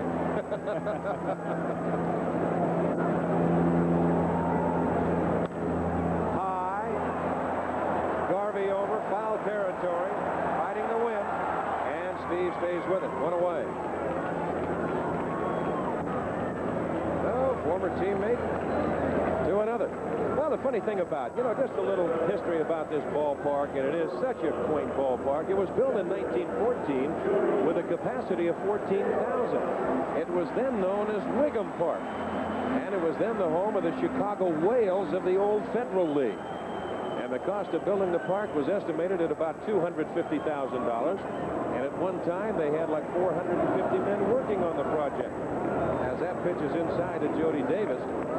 But the first national game wasn't played at Wrigley Park until 1916 when the Federal League disbanded and the Cubs moved over here from the West Side ground. That's a strike in the count 1-1.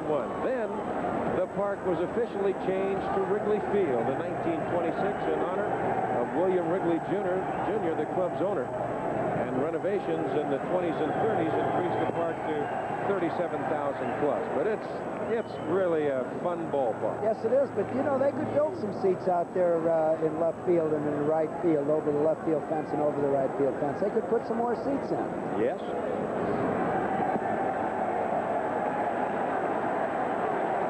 Well, they've talked about lights in that here at Wrigley Field. But I'll tell you, there's an interesting story about that, and I'll tell you that just prior to the next hitter. The 3-1 pitch to Davis. Pops it up. The Breeze will get that. I'll tell you about that right now.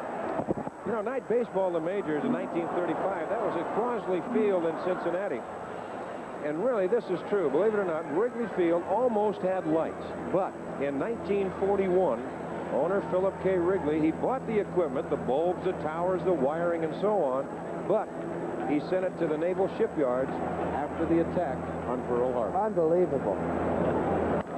High left field, but it's in the Breeze, knocking it down, and there is Martinez. There, what a difference a day makes. I would say, that's the first ball that I could say, obviously, yesterday would have been a home run, and it's not a home run today. I think Sandberg's would have been out yesterday.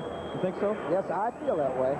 That ball there was pretty obvious to me, Earl, because it was way up high. That's one I would know for sure.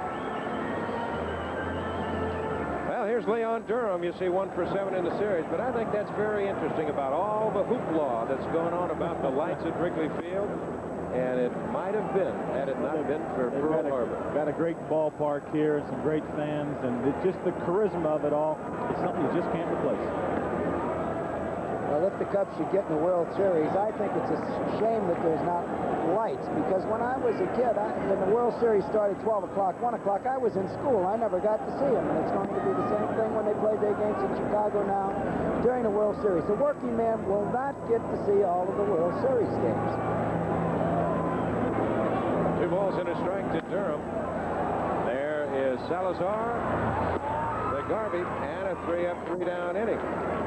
So through 5 here at Wrigley Field, it's 4-1, and the Cubs are on top. Well, yesterday, I think the baseball world was saddened.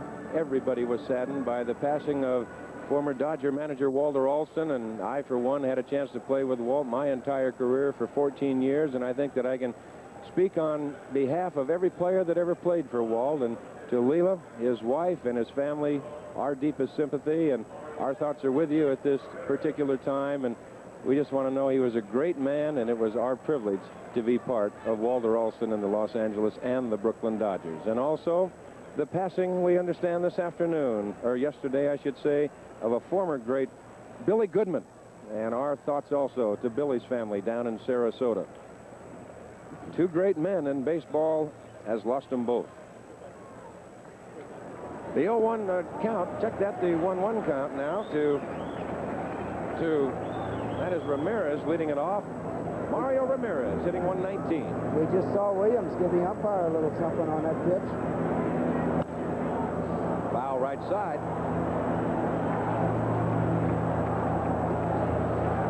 I don't want to sound like I keep beating the drum, Don and Earl, but it's got to be important here now. The Padres have got to get some offense going. They've got to get some momentum going. They've only got 3 base hits today.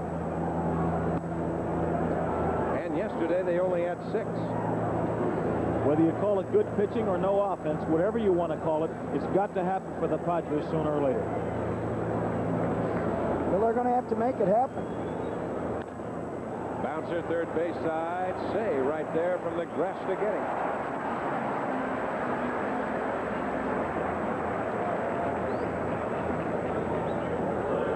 One gone, and that will bring on Alan Wiggins, the leadoff hitter. Well, it's funny how things and how the tide can change. I can think back 2 very good instances in 1966 in the World Series with the Baltimore Orioles. We went in there, they had a young pitching staff, and we could not buy a run. We didn't hit nothing. As Wiggins takes a strike and the count 1-1. Then I can think back the year prior in the World Series. In 1965, we went into Minnesota. We got beat the first 2 games, and all we wanted to do was get back home. And we got back home, and we won the next 3 in the series. Eventually won the series, but we just never got anything going against Baltimore. They swept us 4. And in 1969, when I was managing Baltimore, we had an outstanding hitting ball club, and yet the Mets shut us down. We couldn't get anything going.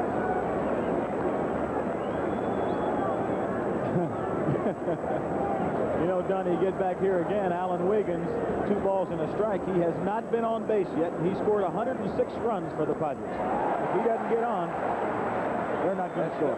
Alan Wiggins is definitely a catalyst on this ball club. When he gets on, he can make things happen. And as you say, Reggie, they have shut him down. He was 0 for 4 yesterday with a double play, and 0 for 2 this afternoon with a double play.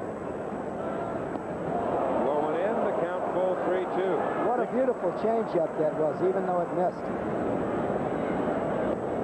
And he walks him. So Wiggins, his first time on base in the series, and we'll see if that might start something. Well, they're 3 runs down, but I know Dick Williams. He's not afraid to take a chance just to get something started. That's about it. Well, it's an awfully nice luxury when you go out there, as Sutcliffe did yesterday, and Trout has done so far here today. He scattered 3 hits, 1 in the second, 1 in the third, 1 in the fourth, and never have to work out of a stretch. No, very interesting question I want to ask you, Earl. Right now, you know, you want to maybe play it safe for a run because you haven't been scoring, or do you want to do something different and just try to be aggressive and steal a base? What do you do? Well, I'm not Dick Williams, but I know Dick Williams, and I know that Dick will do it. Myself, I hadn't had a Wiggins on a club. I didn't ever have a guy that stole 70 bases. Bumbley, maybe I'd let him go. Paul Blair, possibly, because their base stealing percentage was good, but the percentage has to be in your favor. So in other words, even though you haven't been scoring, you don't mind still being aggressive. Right. High chopper, Durham, look at that play. The bounces are still going to the Cubs.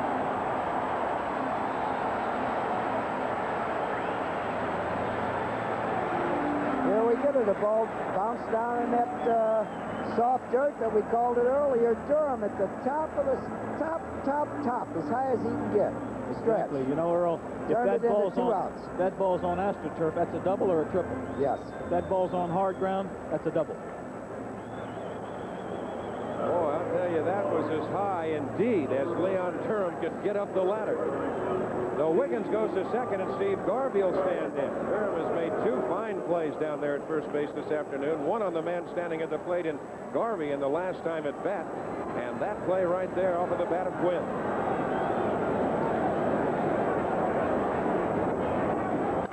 Hard to left. That will drive in a run. Matthews almost handcuffed.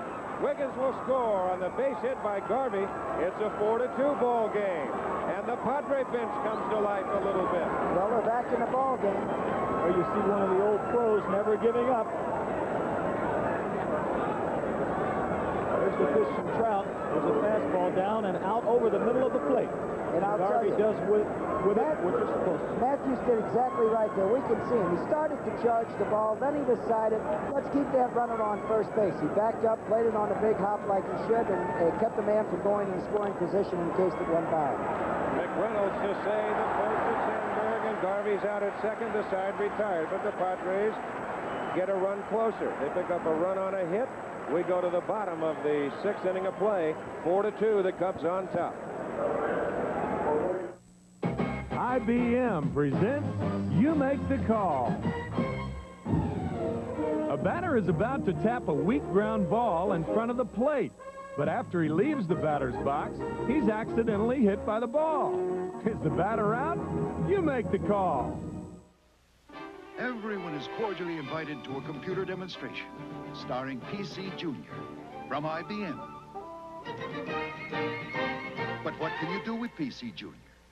There are many programs for learning, word processing, filing, budgeting, planning, and more, including many business programs that run on the IBM PC. You can run over 1,000 programs with PC Junior. Now with new keyboard at a store near you. Once the batter leaves the batter's box, he's out if his fair ball touches him, even if it is by accident. So if you said the batter was out, then you made the right call. Well, if you've wondered what it's like inside of a manually operated scoreboard, our colleague Tim McCarver's in there. And Timmy, reminder, we got a game tomorrow in San Diego, pal. Well, you know, I've made my living behind the plate, and I often wondered what it was like from this end of it, and now I think I know. Could you get the signs from there? I can't even see people from here. Well, we go to the bottom of the sixth inning. As Dave Dravecky is the new pitcher for the Padres. There's a little looper to right field by Boa. Coming on is Gwynn, makes a catch. The breeze held it up for him. That's a great running catch right there. They talk about this guy's hitting, but as Earl Weaver said earlier, he is also an outstanding defensive player. He keeps his eye on the ball. When the ball is below your knees, below the belt, you keep both the little fingers together to catch the ball. You see him put both hands together, both little fingers together. Bingo. I got you. Good play. He was off with the crack of the bat. And here is Steve Trout. Dravecky misses outside. Well, the Padres pick up a run in the sixth. They get a fine catch from Gwynn to start off the bottom of the sixth here. I wonder if that can make things turn as Garvey goes on through Dravecky. And there's two gone. Right now, we're going to pause 5 seconds to allow our local stations to identify themselves. WFAA TV, channel $8, Fort Worth. Well, we're back here at Wrigley Field, the National League Championship Series in game number 2. That's the story. 2 outs in the bottom of the sixth inning. The Cubs on top by a score of 4-2. They picked up a run in the first. They got 2 in the third. The Padres got a run in the fourth, and the Cubs picked up another run in the fourth to make it 4-1. Then the Padres scored in the top of the sixth, and that's where we stand as Bob Dernier stands in.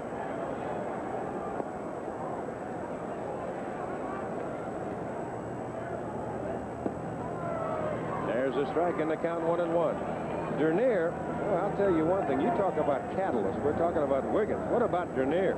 He has done his job. Whoa, 3 runs scored yesterday and 2 today. Well, he set the tempo yesterday with that leadoff home run, Don. Yes, sir.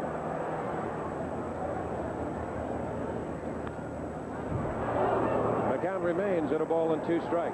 2 outs, bottom of the sixth. Okay, gentlemen, what about the umpires so far? I tell you, the mark of good umpiring is when you don't notice them, and we have not noticed them, so they're doing a pretty good job. Great comment. Amen, Earl. That is perfect. Did he go around? Yes, he did. They missed the tag, and Dernier is gone. The Cubs are gone in the sixth inning. A 1-2-3 inning for Dravecky. No runs, no hits, no errors, and nobody left. As you look at that half swing, check swing, we're through 6. The Cubs lead it by a score of 4-2. Well, we talked about all of the perches around the friendly confines. Now, if you go down that street where you see the 9 on that board, that is where Dave Kingman hit a ball. And that is about 3 houses down.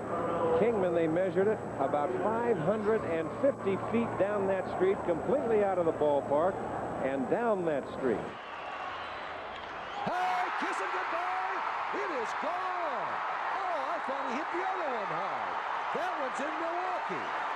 Let me tell you this, pal. 550 feet might be a little shy on that estimation. That's right. That is on Kenmore Street, just off of Waveland. As Martinez sends a ground ball to Boa on the big hop. And there's 1 out in the top of the 7th. Another ground ball out. And that'll bring on the catcher, Terry Kennedy. Well, you hate to take the bat out of your hitter's hands by putting on the tape, but there are 2 runs down, and I'd like to see if I'm managing the ball club, I might like to see if Trout's going to get a little wild. I always wondered about situations like that, Earl. So does the manager, Reggie. He really don't know whether to put it on, or he don't know whether to let him swing. You hate to penalize your hitters. I always wondered, because you never know, a guy all of a sudden might hit a ball out of the ballpark. Now you're only 1 run down. Right. Up the middle, easy play for Sandberg on to Durham. There's 2 gone. Another ground ball out. And that will bring on Luis Salazar. Salazar has struck out and flied to right. There's Nettles down the dugout. He's got 12 or 14 ground balls already. Well, when Trout is right, that's high to right field. So he does not throw that many pitches. It's in the breeze, and Moreland will have an easy play. So we go to the bottom of the 7th inning with the Cubs winning at 4-2, and we'll be back with more baseball after this word from our local station.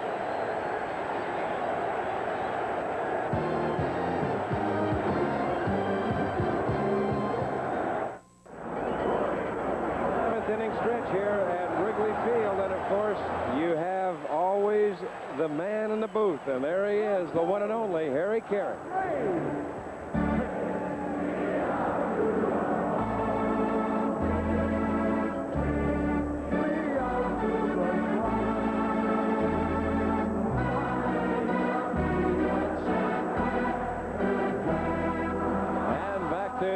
Action, of course, in the bottom of the 7th inning. Ryan Sandberg will lead it off. It'll be Sandberg followed by Matthews and Moreland. Dravecki, the 3rd Padre pitcher of the afternoon. I'll tell you, if you hang around here long enough, they'll turn you into a Cub fan. They've got Cub mania, pal. Oh, this town is unbelievable. There's right-hander George Frazier in the bullpen for the Cubs. Well, we've got a ball game out at the old ballpark. Yep, we do. Well, the Padres are thinking one thing right now. They're just a base runner and one big swing away from tying it. It's 4-2. Sandberg 1 for 3 this afternoon. That's to the whole Cub play for Temple, and sets, throws, good arm. Does it get it? Oh, my. I want to see this. Here comes Dick Williams. Well, he was on the bag. He was on the bag. I say he's up.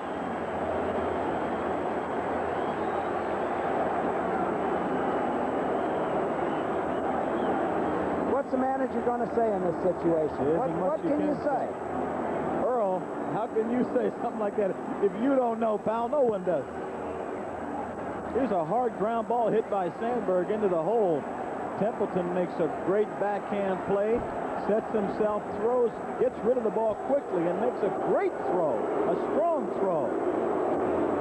He's out, Reggie. It looks like he was out to me. I think he's out. Yep.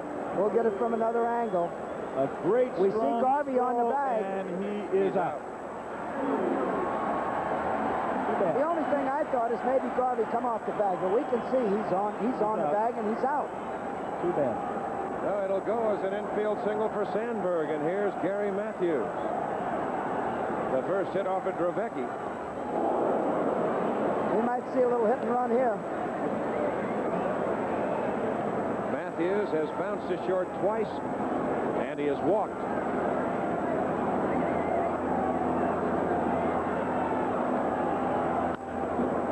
High to the right side. Now it's in the breeze as Gwynn will make the play. 1 gone.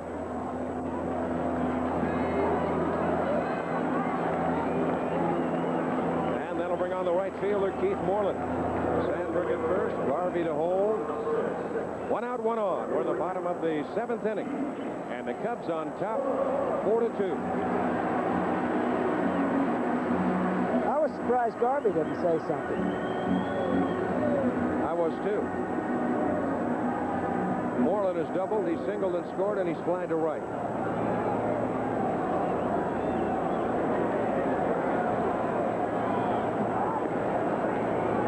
Well, you got to keep an eye on Sandberg. He has 32 stolen bases. And he's only been caught 7 times. That's during the regular season. That is an outstanding percentage, I'll tell you. He'll be going. The report on Dravecki is he has an average move, and a lot of scouts think you can run on him. Good, they got him picked off. Garvey to Templeton. Now Templeton will run him back on a little crazy throw by Garvey. And that will do it. So Sandberg is out 1-3-6 away. Steve threw that just like nothing, all caution to the wind.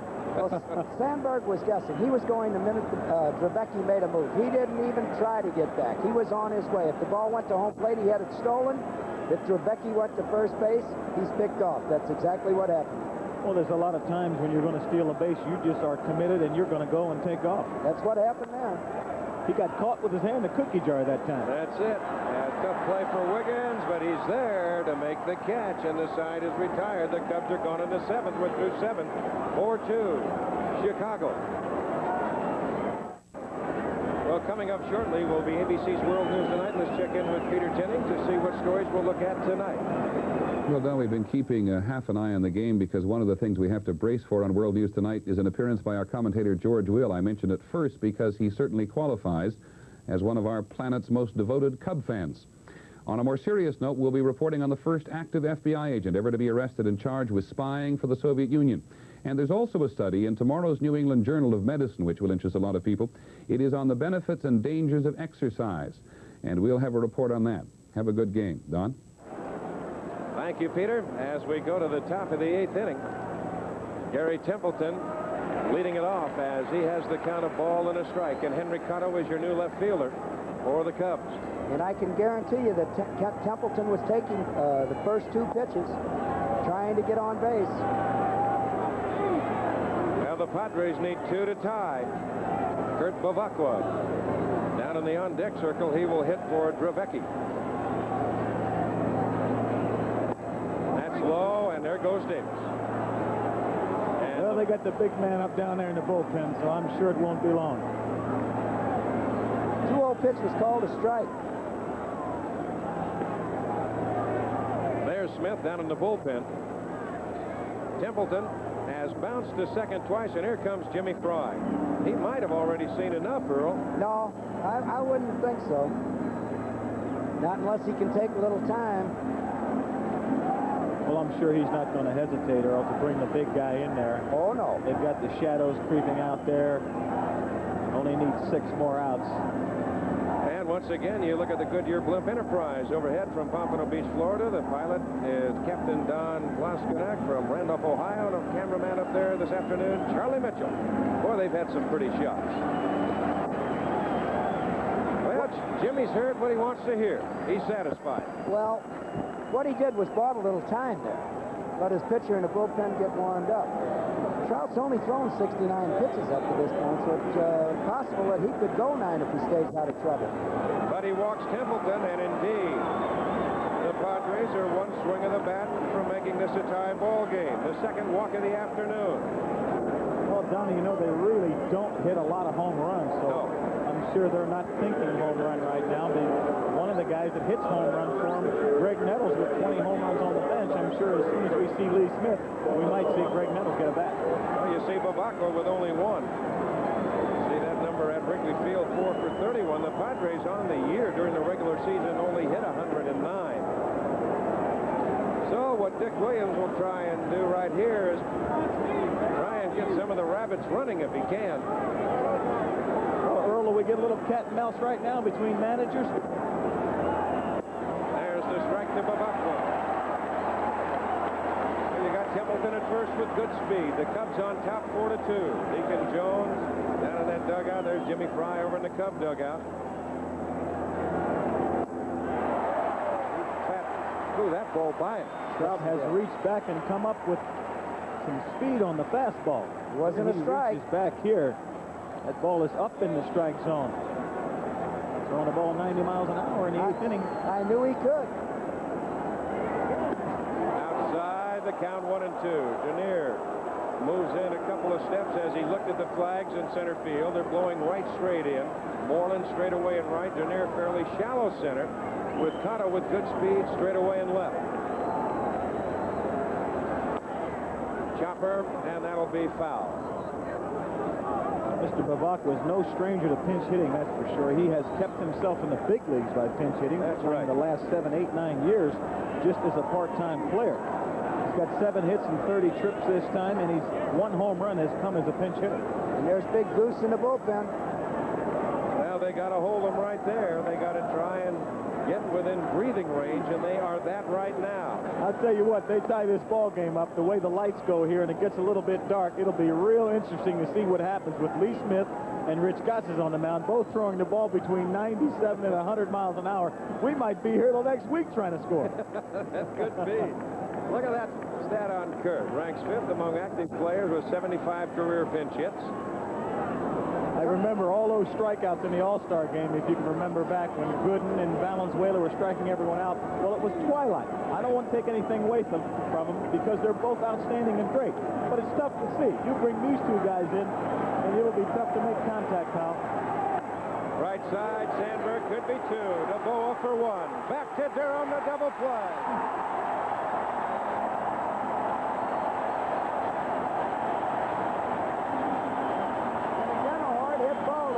Right straight at the Chicago Cubs. Ron Sandberg right there. No, I was very impressed the way Sandberg handled that ball, Earl. I mean, it hit his glove, and it was like a vice, like a trap. Well, we see it again. Babakwa hit the ball hard. Ball hit sharp. Look at that. Bam. Perfect double play ball. They had all the time in the world. Textbook.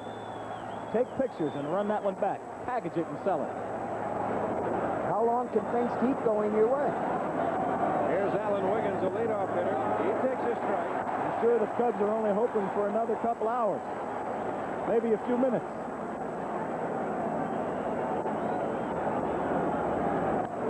But, and Trout will have a play. Turns the wrong way, throws wild. Down in the bullpen as it'll go way down the line as Wiggins goes to second base, and he'll hold right there. Steve had the play easy, and he turned the wrong way. Well, no one was expecting that. And Wiggins doing everything he can do to keep everything alive and to get something started like a leadoff man should. Take a look at it again, Earl. Wiggins trying to do anything to get on base. Trout goes after the ball, and being left-handed, turns the opposite way to try to set himself to throw. The ball gets away from him. Bingo. Runner on second base. Not a very good bunt. The ball is bunted hard. Back to the mound where Trout can field the ball, but he loses his footing as he tries to turn around because he's left-handed and make that throw to first base. Here we see it again. He falls down trying to set himself.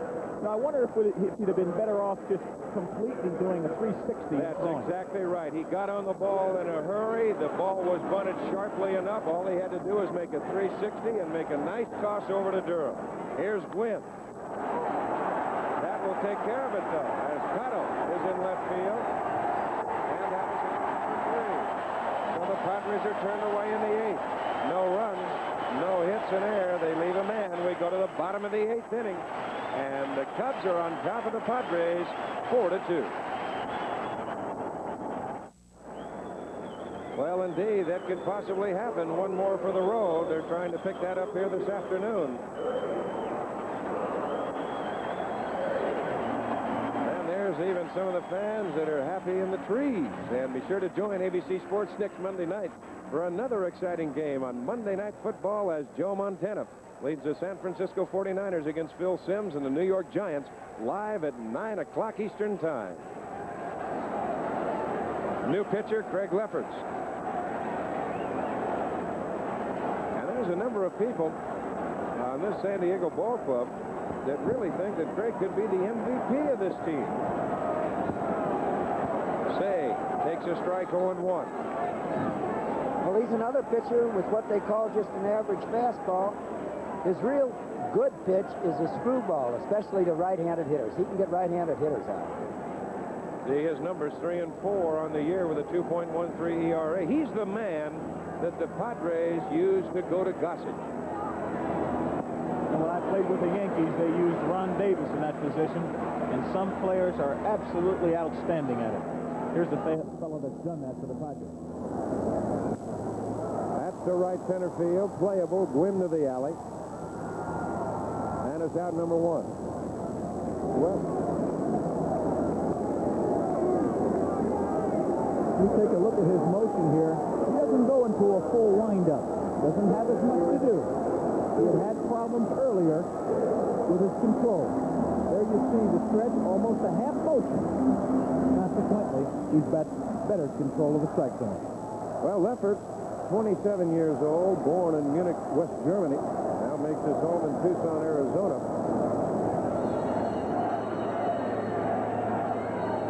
High on the building, all around Wrigley Field. To left field, that's off the end of the bat. Martinez is there. 2 gone. that one would not have been gone yesterday. No. Okay, you win, Earl. Might have got back to the warning track, though. Who knows? One thing I'll say about you, Earl, is you never let the home run die. You are a man that's in love with the home run, which means I know I could have played for you for a long time. Here's Leon Durham, 0 for 3 this afternoon. But he's made a couple of sparkling plays at first base that have really been what you might say could have been key outs in this ball game. True, true. The high hopper definitely was a key out. That's first and third if it gets over his head. The same way with the play on Garvey. 2 balls and no strikes. Garvey's ball in the 4th and Quinn's ball in the 6th. If you're looking to the Padre 9th, and you will have that coming up. Garvey will go to the bag. It'll be Garvey, McReynolds, and Martinez. So we are through 8 from Wrigley Field with the Cubs leading it by a score of 4-2. And we'll be back after this message and the word from our local station.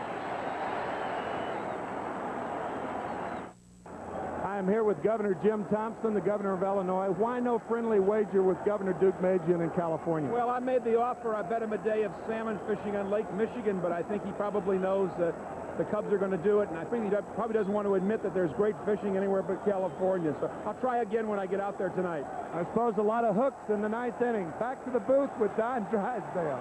All right, Timmy, thank you, and thank you, Governor, as Garvey takes his strike to the roar of the crowd. That is only the 79th pitch of the ball game thrown by Trout. Trout traded from the White Sox, and Dallas Green told Billy Connors, this is your project. And indeed, he's made that quite a project. Connors then spoke to Jack Ty, who said Steve had a great arm just like his dad, Dizzy. If he likes you, he'll run through the wall. Well, evidently, there must be an admiration society there somewhere. Over the last 2 winters, Don, Steve Trout has been to Florida to see Billy Connors in the offseason. Well, he's learned to pitch. With the White Sox, he was more of a thrower. Right back to Trout. To Durham, 1 gone. And that'll bring on Kevin McReynolds. You know how I like to see my pitcher grab the ball, run to first base, and give that first baseman that easy throw rather than to do anything else. How about the first out of every inning, Earl? Oh, that's a big one with a 2-run lead. Yes, sir. Here's Kevin McReynolds. Bounce to short. Get a line drive sacrifice fly was kind of fielder's choice. Well, Billy Connors told Steve Trout that if you don't mature with your attitude, then you're just going to be a fringe guy and go from club to club. 1 ball and no strikes. Don't forget Game 2 of the American League Championship playoffs coming up tonight from Royal Stadium. The Tigers and the Royals. That'll be 8 o'clock Eastern, and we will be back with you tomorrow night from Jack Murphy Stadium in San Diego. Game 3 of these National League Championship Series. That'll be 8 o'clock Eastern. No, I can tell you as a ball player, when the crowd gets going and all the adrenaline gets pumping, it certainly does help a ball player. I'm sure that it's going to help Steve Trout here in this 9th inning. Well, Jody Davis just ran out and told Trout to don't get fined now. We cannot get hurt until a man gets on base.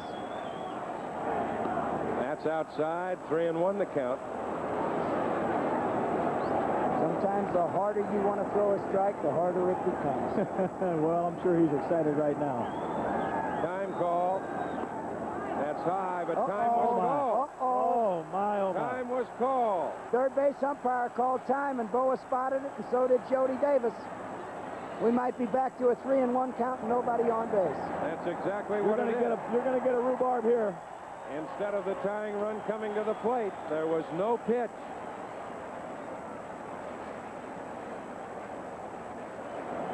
I'm kind of waiting for Dick Williams to come out of that dugout.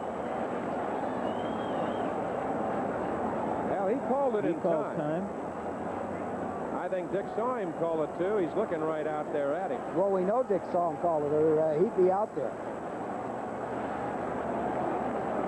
Another break for the Chicago Cubs. Yes, it was. Possible break. It will depend on what Trout does right here.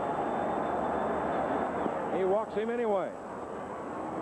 So McReynolds is aboard, and that'll bring on Martinez. Now you look from one dugout, and you look to the other one because you look for Jim Fry. He's not going to hesitate. And you're going to see Jim Fry. And you've got the big right-hander Lee Smith in the bullpen. Trout did not throw that last ball well at all. Seemed to aim it. And they won't even have a conversation, so they'll have a pitching change with a break in the action. One out, top of the ninth. The tying run at the plate, 4-2 Chicago. Now there's an anxious Sandra Trout right now, hoping that the big man on the mound, Lee Smith, can do what he's done so well all year long and pick up a victory for her husband here this afternoon. You see Lee, 69 appearances on the regular season, 33 saves, a record of 9-7, and a 3.65 ERA. So we have another switch. Davey Lopes has moved into play right field, so you might have a little double switch right here. Well, the manager's already got his mind made up before that inning starts. I'm sure Jim Fry had his mind made up. If a man got on, he was going to make the move. That way you're not going to be indecisive. You know exactly what you're going to do, and it didn't take Fry long to get out of the dugout.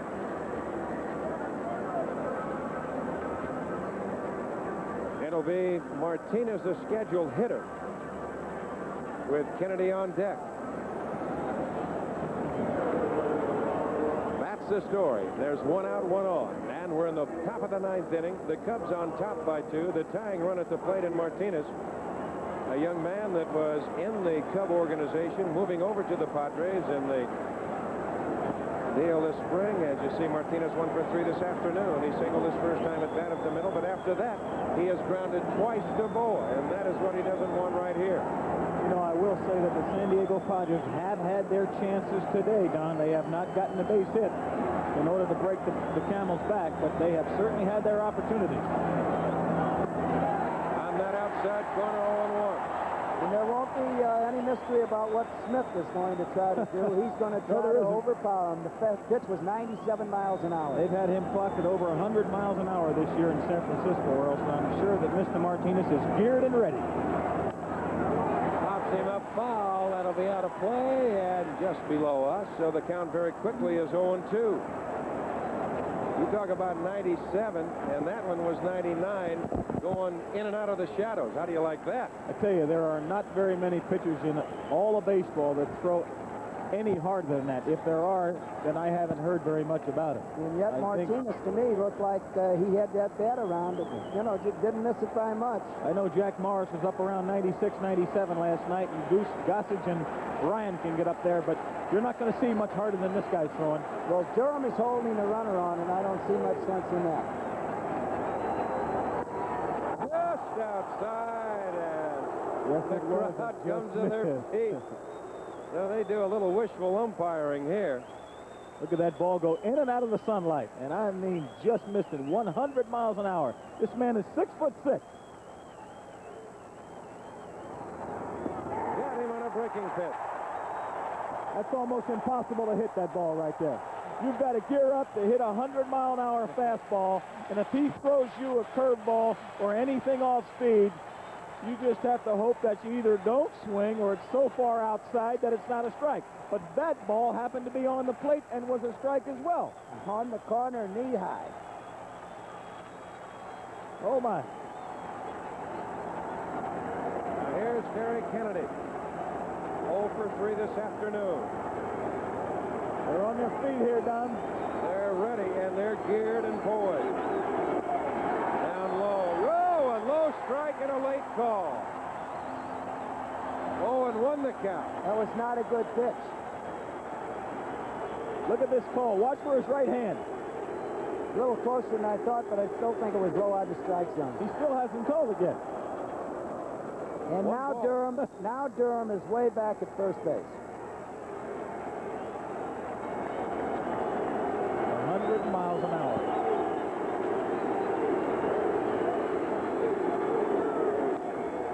Out of play left side. And now he's got him in the hole, a ball and 2 strikes. And I'm sure that Terry Kennedy is aware of the breaking balls, at least in the past. I'll tell you as a hitter, you can forget the breaking ball. They're on their feet and they're screaming, Don. Oh, I'll tell you, they're ready to go. They want their Cubs to go out to San Diego 2-0. They'll take their chances from there. To left field, hit well, going back Cotto to the wall, but he'll have the play and makes the catch.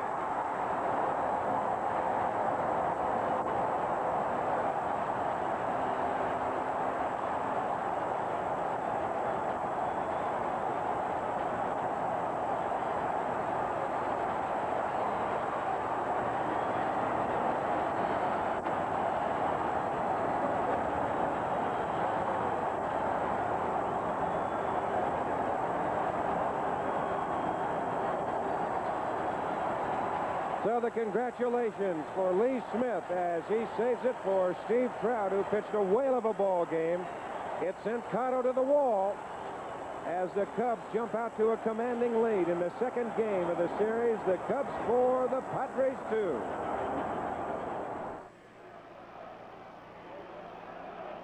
We're with manager Jimmy Fry on the field, and Jimmy, this appears to be a replica of Sunday afternoon after the last game of the season. Nobody's leaving. That's exactly right. Nobody's left. They're all waiting for him to come out.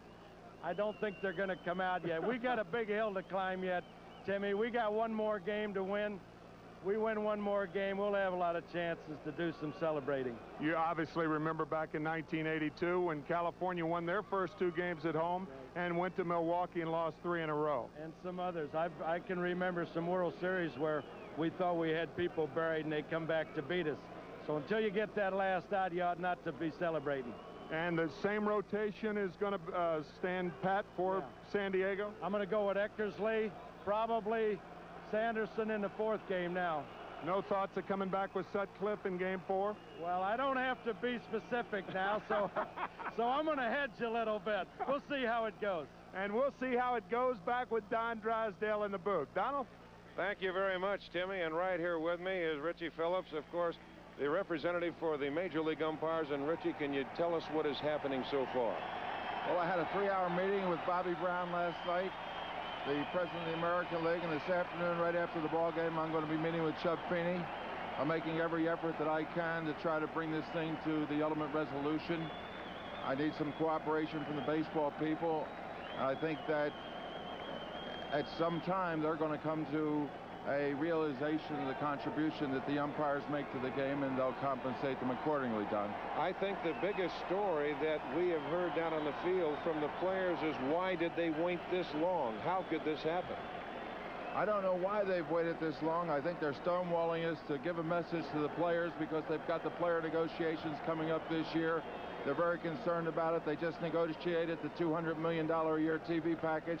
The players are looking for a third of that, and they realize they've got a big battle ahead, and they want to show the players how firm and tough they are. In other words, you think this is a showcase to the players that they will be firm here and it will not have any effect, they will not cowtail, you might say, to them on their negotiations? There's no question about that, Don. They feel as though if they capitulate to the umpires, it's going to be a signal to the players that they're wide open for the players that come after them hard. I think if they can show that they're going to stonewall us here, they give a message to the players that they're going to be tough in the negotiations next year. Well, Richie, good luck in your negotiations. We hope you get it settled very quickly. I hope so too, Don. I'd like to see our guys get back out there umpiring. I'd like to see quality baseball. The American fans deserve it.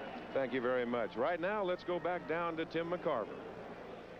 Don Drysdale, before this interview started, Steve Trout told me that it could have been better today. How in the world could you have pitched any better? Well, I wanted to go 9. I wanted to go the distance because it means something to me right now, but I was not pitching aggressively in the ninth. I was aiming the ball, and I just couldn't throw it for a strike. I think Jody was trying to get me to stay tucked, and I thought my mechanics were real good, but I just didn't have, I wasn't aggressive. I was trying to spot the ball too much, and I think I got a little out of my game plan, what I was doing for 8 solid innings, and I was aiming the ball, and you know, I just couldn't throw a strike.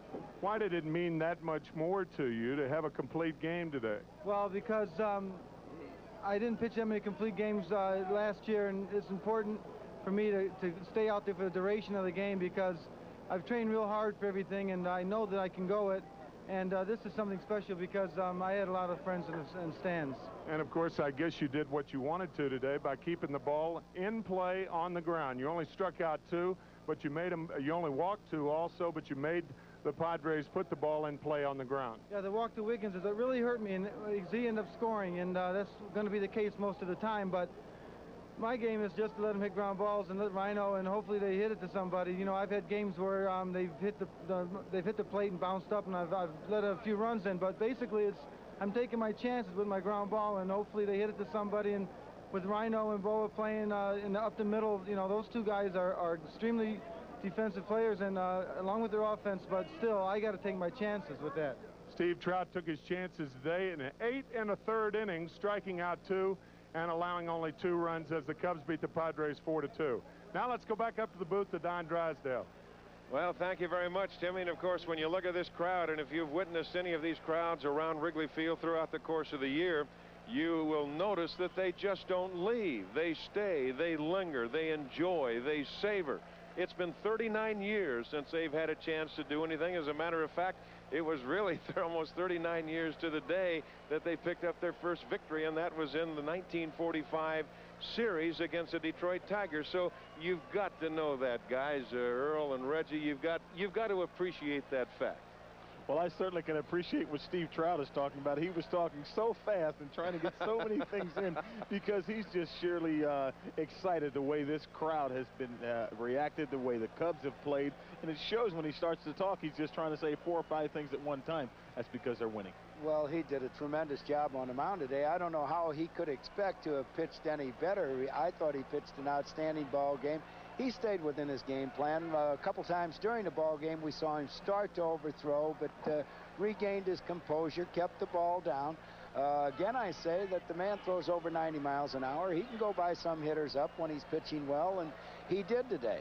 You know, when he was in the American League, he threw just as hard as he did today, 94, 95 miles an hour once in a while, but he would get flustered. He would lose control. They say since he has gotten married, since he has talked to the new pitching coach here, Billy Connors, he's been down to Florida a couple times to get his game together.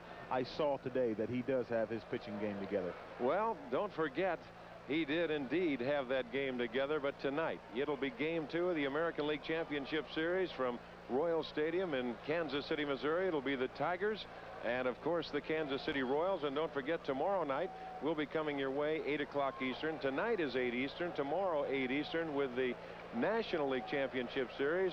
That is game 3, and the Cubs, of course, will be trying to close it out right there. But I've just got a gut feeling that the Padres, when they get back home in their own ballpark and they get their own fans behind them, as we've witnessed here this afternoon, they're going to have some things to say. I think they're not going to just roll over. It will not be that easy. I certainly agree with you, Don. You know, when a lot of the Cub hitters leave this particular ballpark here in Wrigley Field, they're not quite the same. Leon Durham, a man with 23 home runs, hit 19 here and hit 326 here, hit only 228 on the road. Well, it's going to make a difference. Now I think we'll be seeing Eric Shaw in the 4th game. If there is a 4th game Saturday, Fry hedged a little bit.